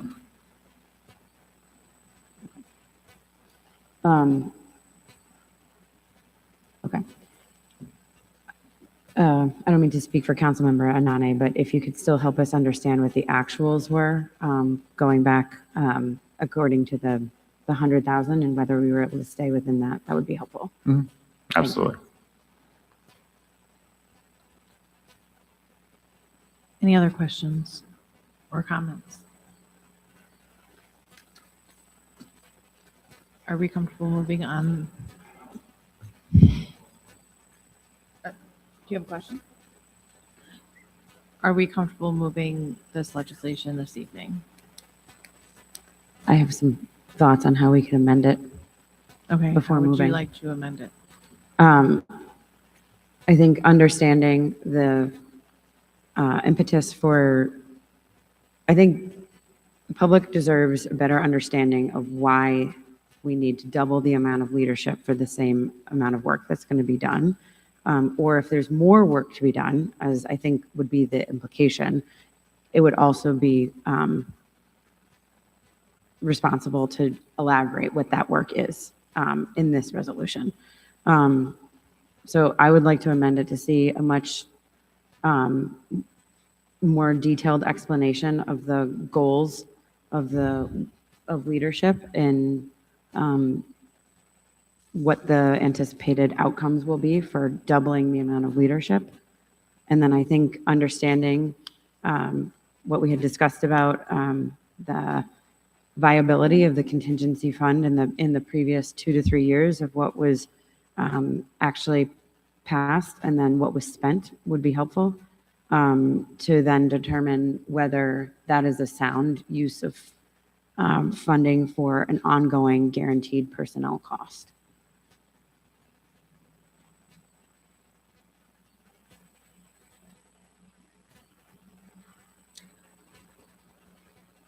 And are you looking for an actual update amendment to the resolution? Because if you want an amendment to the resolution, we would not be able to amend that this evening because that's being carried by Councilmember Farrell, and she is not here. There are a lot of people not here tonight. Probably should be. No, I am not comfortable moving something forward that could so hugely impact not only an individual person's employment potential, but also the risk associated with how we would pay for that role without that information.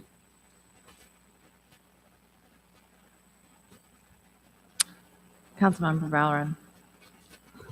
Thank you, Chair. I guess my question is, are you looking for that in the actual bill or in the support statement? I think it needs to be in the bill so that it can be voted on and permanently amended.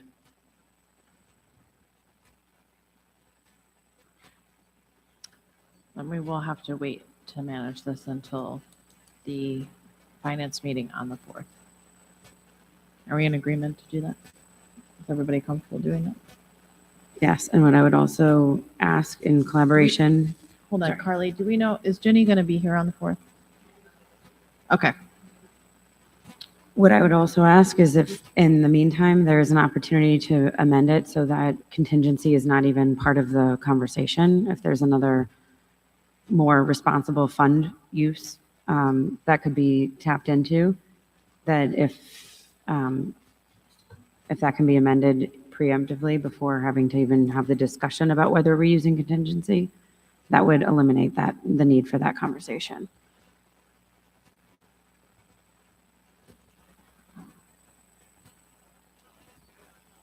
Are you comfortable taking that back, Mr. Riley? Because typically, and going forward, now that I've been appointed the chair, most of the stuff that comes through finance would come through me.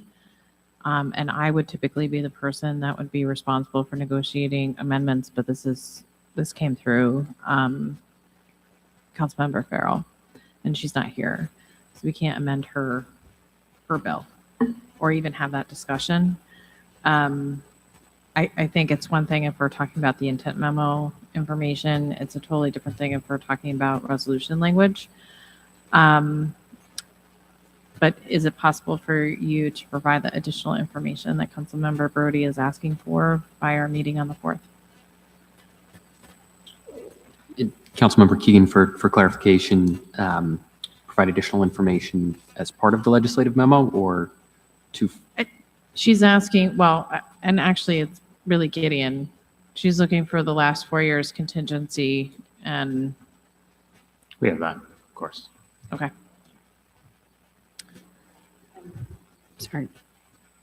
Go ahead. To clarify, if the resolution can be amended to avoid using contingency at all and to use a guaranteed source of funding that is not that risky, I would not be as concerned with obviously knowing what those figures are going back.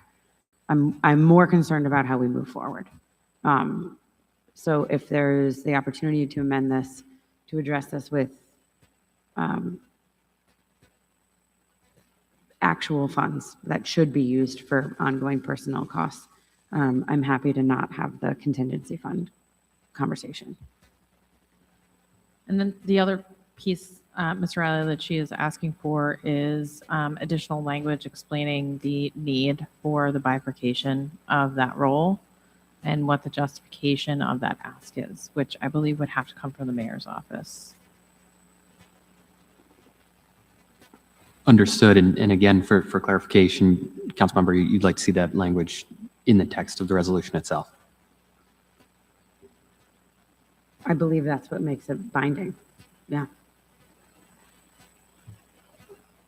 I think we'd be happy to share additional information for the impetus of this resolution, ideally in the legislative memorandum, so we could move forward on this evening if that's something the committee is amenable to. And if not, I will certainly take that back to the rest of the office.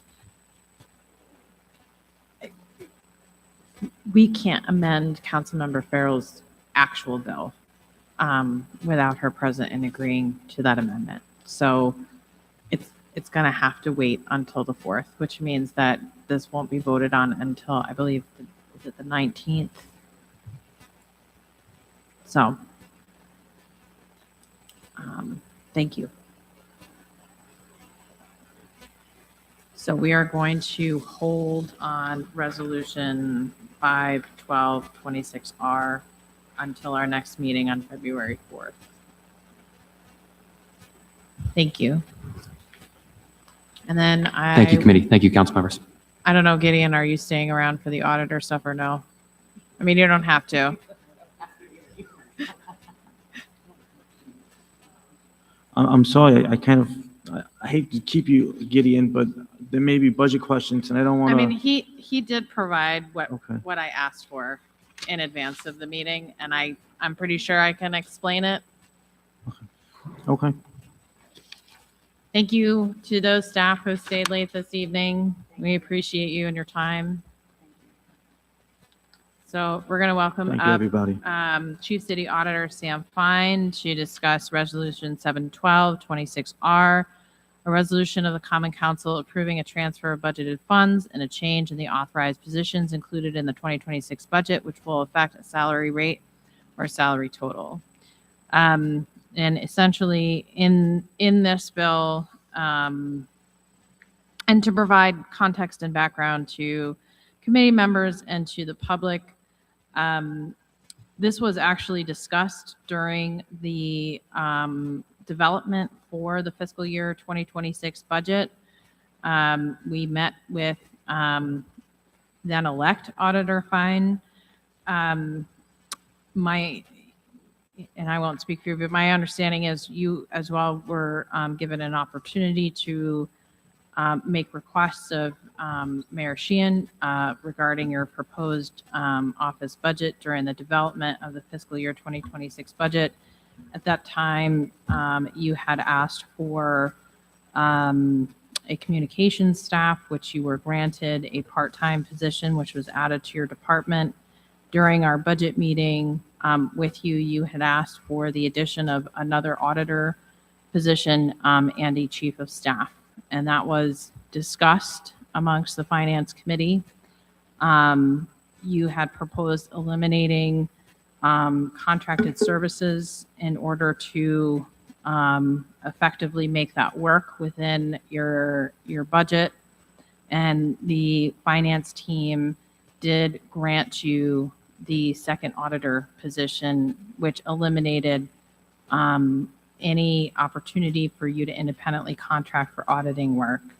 You are now requesting with this particular resolution to eliminate the auditor position that we granted you, as well as the communications coordinator that you requested and were granted in order to create a chief of staff position. Is that correct? Yes. Okay. So take it away and please help us understand the impetus or request for that change to the budget. Before I start, I have an updated spreadsheet. This is Gideon put this together. This is an updated version of, I think, what he had sent you earlier. Can I bring that up to you, council member? We have it. We have it. It was sent out. Okay. It demonstrates that you have currently 2 vacant auditor positions. And it demonstrates what it would cost us in February, which we would be at a deficit, versus if you delayed hiring the only remaining auditor position that you have left, which is vacant. Mine's slightly updated because I updated the salary for the deputy city auditor position. We're expected, we just made someone an offer. We're expected to hire in mid-February with the salary that we offered. So this actually has a slight surplus in February, but So you will be delayed in appointing a deputy city auditor. yes.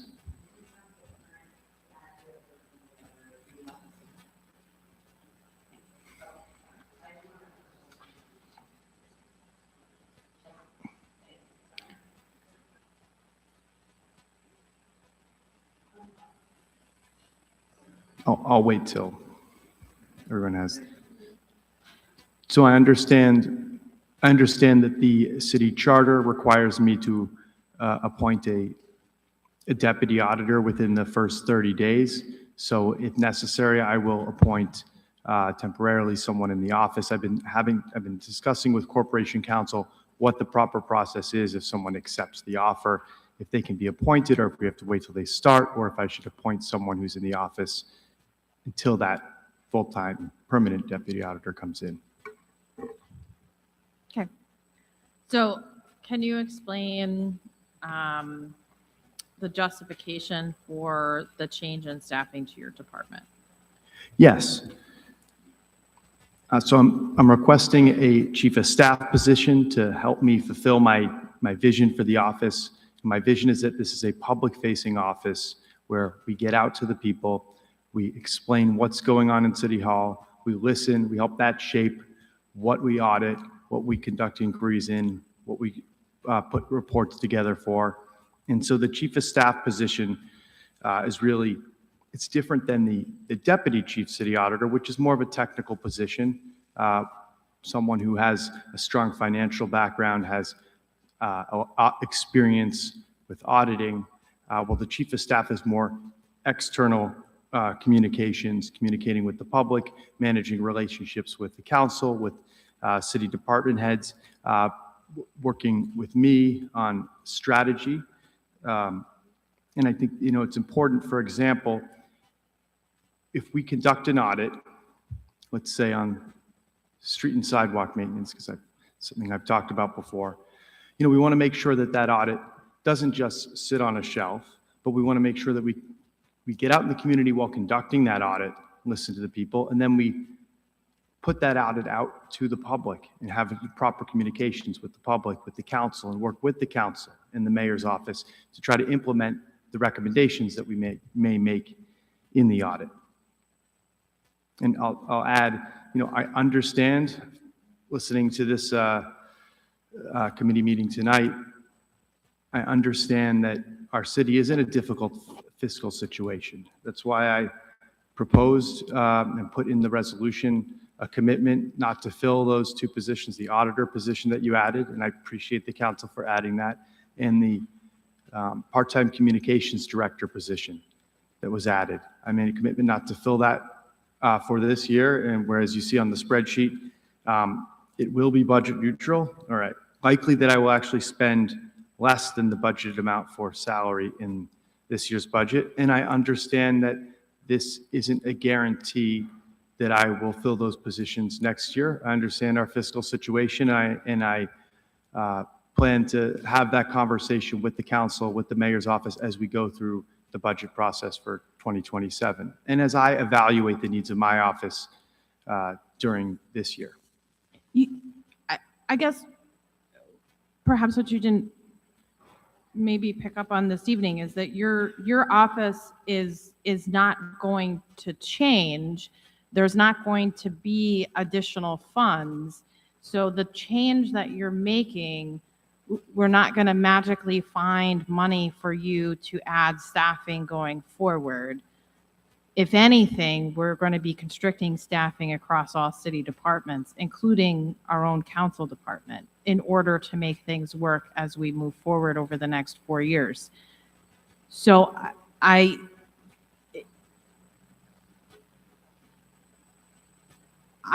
still do not understand how the requested change is going to help you fulfill the mission of the office with the elimination of both the auditing funds and the auditor position that we created with the elimination of those funds. Help me understand how you are going to manage both the day-to-day work, which is significant in volume and tedious, in order to ensure that the city is able to pay its bills on time, because it cannot pay those bills until they're signed off on by you.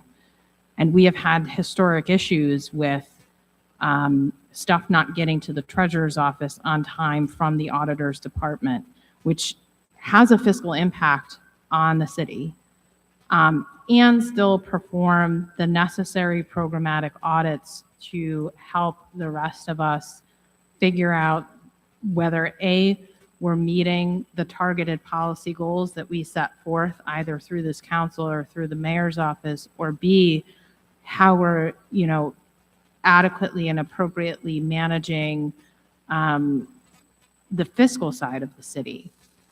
I have significant concerns with this request because at face value, it seems like we're really not going to be looking at much, and we are going to be adding a decently paid salary position that is for you and not necessarily for the people of this city. And I just want to reiterate that you presented this to the council and the council told you no already once. Yes, I understand that. I know I came to the council. I asked for an auditor position and a chief of staff position, and the council made a determination to give me an auditor position. And again, I appreciate you following through with that. But in assessing the needs of my office and how we're going to be most effective, I believe a chief of staff position is important. I'll say when I used to work in the city auditor's office, how long? I don't know, 9 years ago or so, might be slightly off. We only had, in addition to, we had 3 employees, including the deputy. We had the chief city auditor and then a deputy and two employees. And I think we were a little bit understaffed, didn't have the capacity that we really needed. But we manage, and it's about how we operate the office. And so I think the chief of staff will help us build capacity.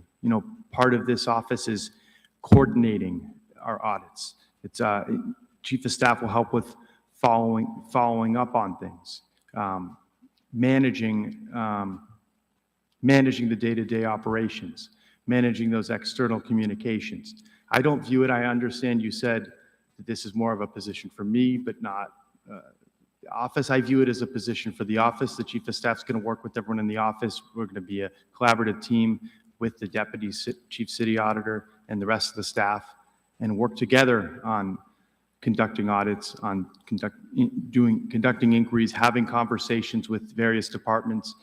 A lot of the job, a major part of the job is the vouchers, a major part is conducting performance audits. But in doing a performance audit, it often takes a lot of strategy, planning, meetings in order to gather information and determine how we're going to move forward, how we're going to communicate this to the public, and what our plan is going to be, and the chief of staff really adds to that. Questions from the committee? Councilmember Brody. So as I'm sure you've heard on the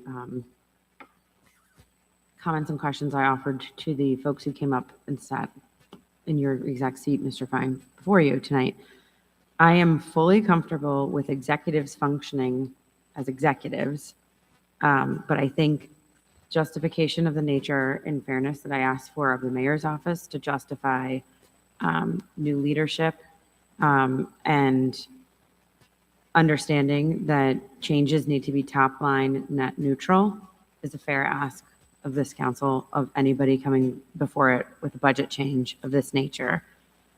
I will not repeat what I have already said tonight. I'm sure you were listening. I know the public is probably sick if they're even watching at this point anymore. I am not comfortable guaranteeing that we are overspending 29 days into our fiscal year in the current year, let alone guaranteeing we are going to have to raise taxes in out years to manage what we are approving, what has been put forth to approve tonight. I don't want to cut conversation short. I think all questions should be entertained. One of the things I will just cut to the chase on, as I said to everybody who came before us tonight too, if there is an amenable commitment to keeping this top line neutral, and as I think they should be in the first place, and reviewing this once it is net neutral this year and in out years, I would be much more comfortable moving forward eventually. Well, Councilmember, I understand your concerns as I've been listening to the meeting tonight.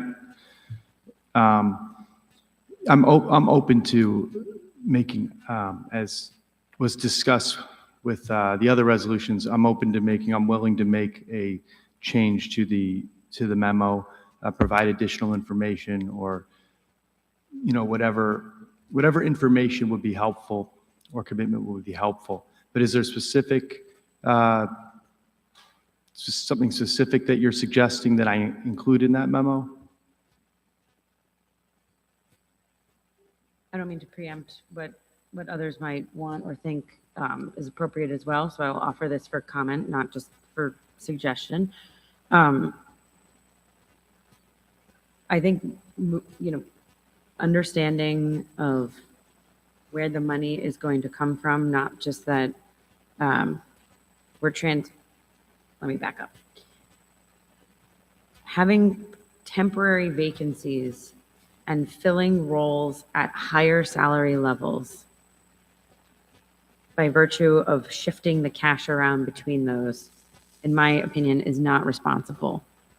And I would not be comfortable proceeding that way. So if there is an amendment that you'd be willing to make, or that others, I don't want to cut conversation short on this, that would keep this top line neutral, like we've been asking all the other folks who came before us tonight. And it's not about the person, this is about the roles. The roles are necessary to do the job,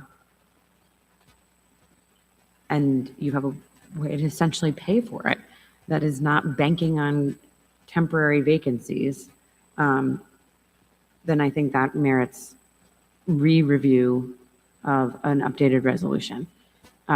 So I appreciate the offer to leave certain things vacant, but I don't think vacant just for 1 year. I think committing to keeping top line neutral by actually moving salaries between lines, not just assuming unspent funds from currently vacant lines, is where I would recommend we go. Councilmember Ballard. Thank you, Chair. Like I said earlier today, I do believe newly electeds should have the opportunity to put the team that they feel is best suited to have them work with them. So I do believe that.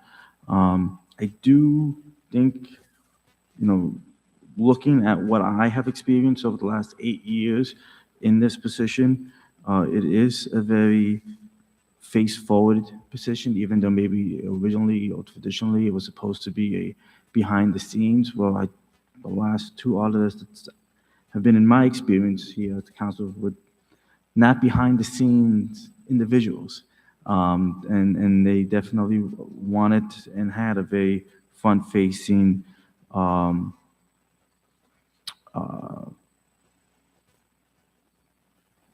office. So they were very engaged in the community. So I'm not against having someone that's going to help you structure that and be that liaison, maybe takes a little bit of that weight off of you having to have that all structured and give you maybe some more time to focus on the audits and more time to focus on signing every pay expense, and making sure things move quickly and efficiently. So I guess my only question would be, this would be neutral this year, and what are you looking to do next year? Are you looking, I think that also goes with what my colleague is saying. Are you looking to fill these other positions that you're looking to keep vacant this year for next year? And if so, how do you feel? How do you think you'll be able to keep your budget within the same range? And it's unfair for you, to be honest with you, because your budget the mayor has more flexibility.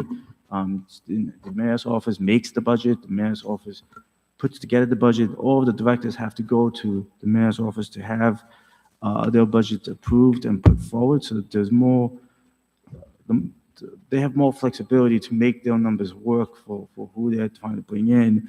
You have more of a limited scope on the budget that you oversee and how you can manage those dollars. So I guess my question is, if you are given that same scope with a reasonable increase like we do for all staff, I think it's like 3% or something like that, how do you see yourself being able to continue to run the office for the remainder of your term? Yeah, if in the 2027 budget, I was given the same total salary amount, but as you said, possibly a small increase for the cost of living, I would not expect to fill these positions because we wouldn't have the money available. And I would understand that if that happens, it's because we're in a difficult fiscal situation. We have to be careful where we spend money. I'm also going to be, it's been 4 weeks now in office. Over the next 4, 5, 6 months, I'm going to be evaluating the structure of the office and the positions in the office. And so I may have some changes to the office, but again, that's not an increase in the amount we're spending. That's ways that we might be able to do things more effectively and efficiently in the office, just like I'm planning to use this position to make all of city government do things more effectively and efficiently. So no, I don't expect to, in an ideal world, if we have the money, yes, I'd like to fill those positions next year. But I understand that's not the situation we're in. It's likely we're going to have difficult fiscal situation as we're going into next year, and there's a good chance that I won't be able to. And I'm happy to have that conversation with the council as we go into that budget process. And I am happy to put anything in that. I prefer to do it in the memo because as I understand, if we change the memo, then we don't have to delay the resolution, but I'm happy to put any sorts of commitments or information in the memo to make it clear that there's no expectation that I'm going to fill those positions next year. Thank you.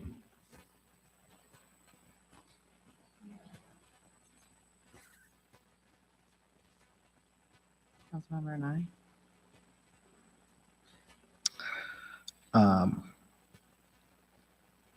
You spoke about a deputy auditor position. What have they been offered the job, you're saying? And at what amount was offered, if you want me to ask? They were offered the position at 120,000, 120,000, yeah.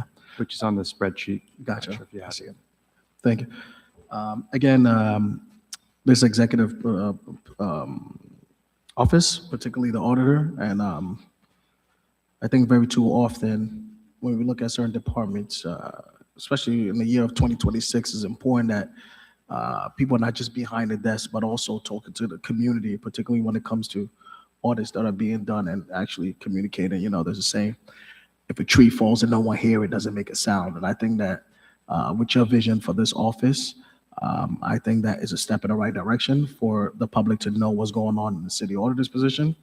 Some people are not even familiar with the city auditor and what the auditor does. So again, I will support this resolution with the caveat that you will put some language inside of the resolution that you are, you understand where the council is coming from, particularly about the financial constraints of the city, because we do have a financial fiduciary responsibility to the taxpayers.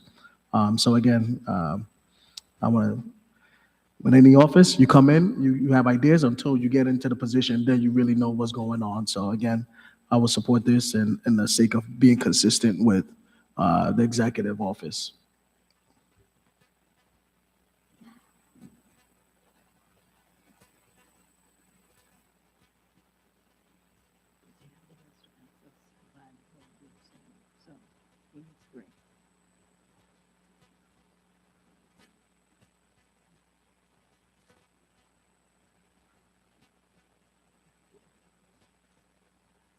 So do I have a motion?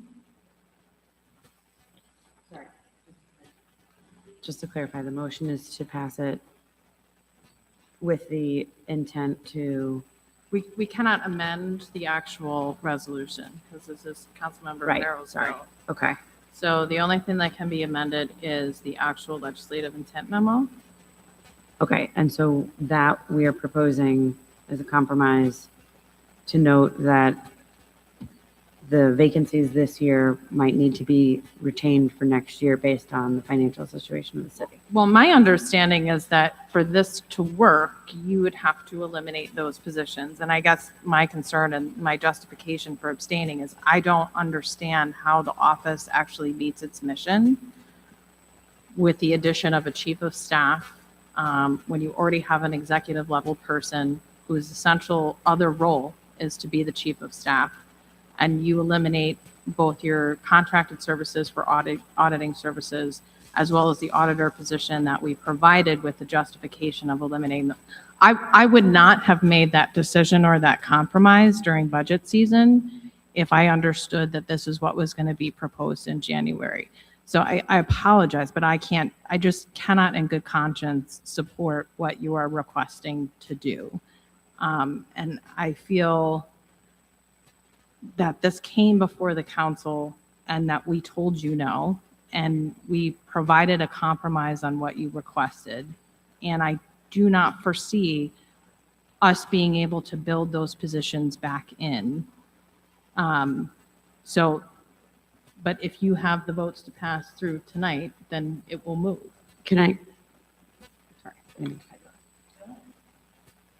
I fully understand that logic. I think it behooves this committee to apply it equally then to all of the motions that came before us tonight. I don't think the previous asks, and all the previous asks were, I mean, the net new position in the mayor's office was fully adjudicated during the previous budget season. And here we are a month in asking for not only the 6 new positions that were funded, but then increased salaries. So I will just note that we did not move on 51226R, and I did not comment on how I would be voting on that legislation, number one. And number two. Sorry, I was talking about 4/12/26. Correct, but those are positions that we did agree to put into the budget. And at a certain rate. No, we agreed at the salary range. We were never notified of the exact contingent salary. I do have concerns about that, and I'm not sure that I will necessarily support that legislation at our full vote, but I am fine with moving it from committee. On this particular one, I have significant concerns, given our previous review during budget and the process that we went through. I'm just saying, I personally will be abstaining from supporting this legislation. If he has the votes to move it, it can move tonight. He needs 3.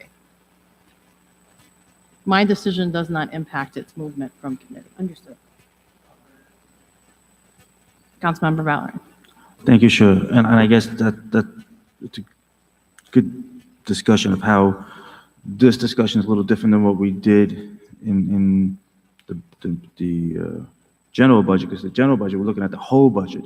So there's a lot of compromises that are put on the table when we're looking at the whole budget to try to get that whole budget through.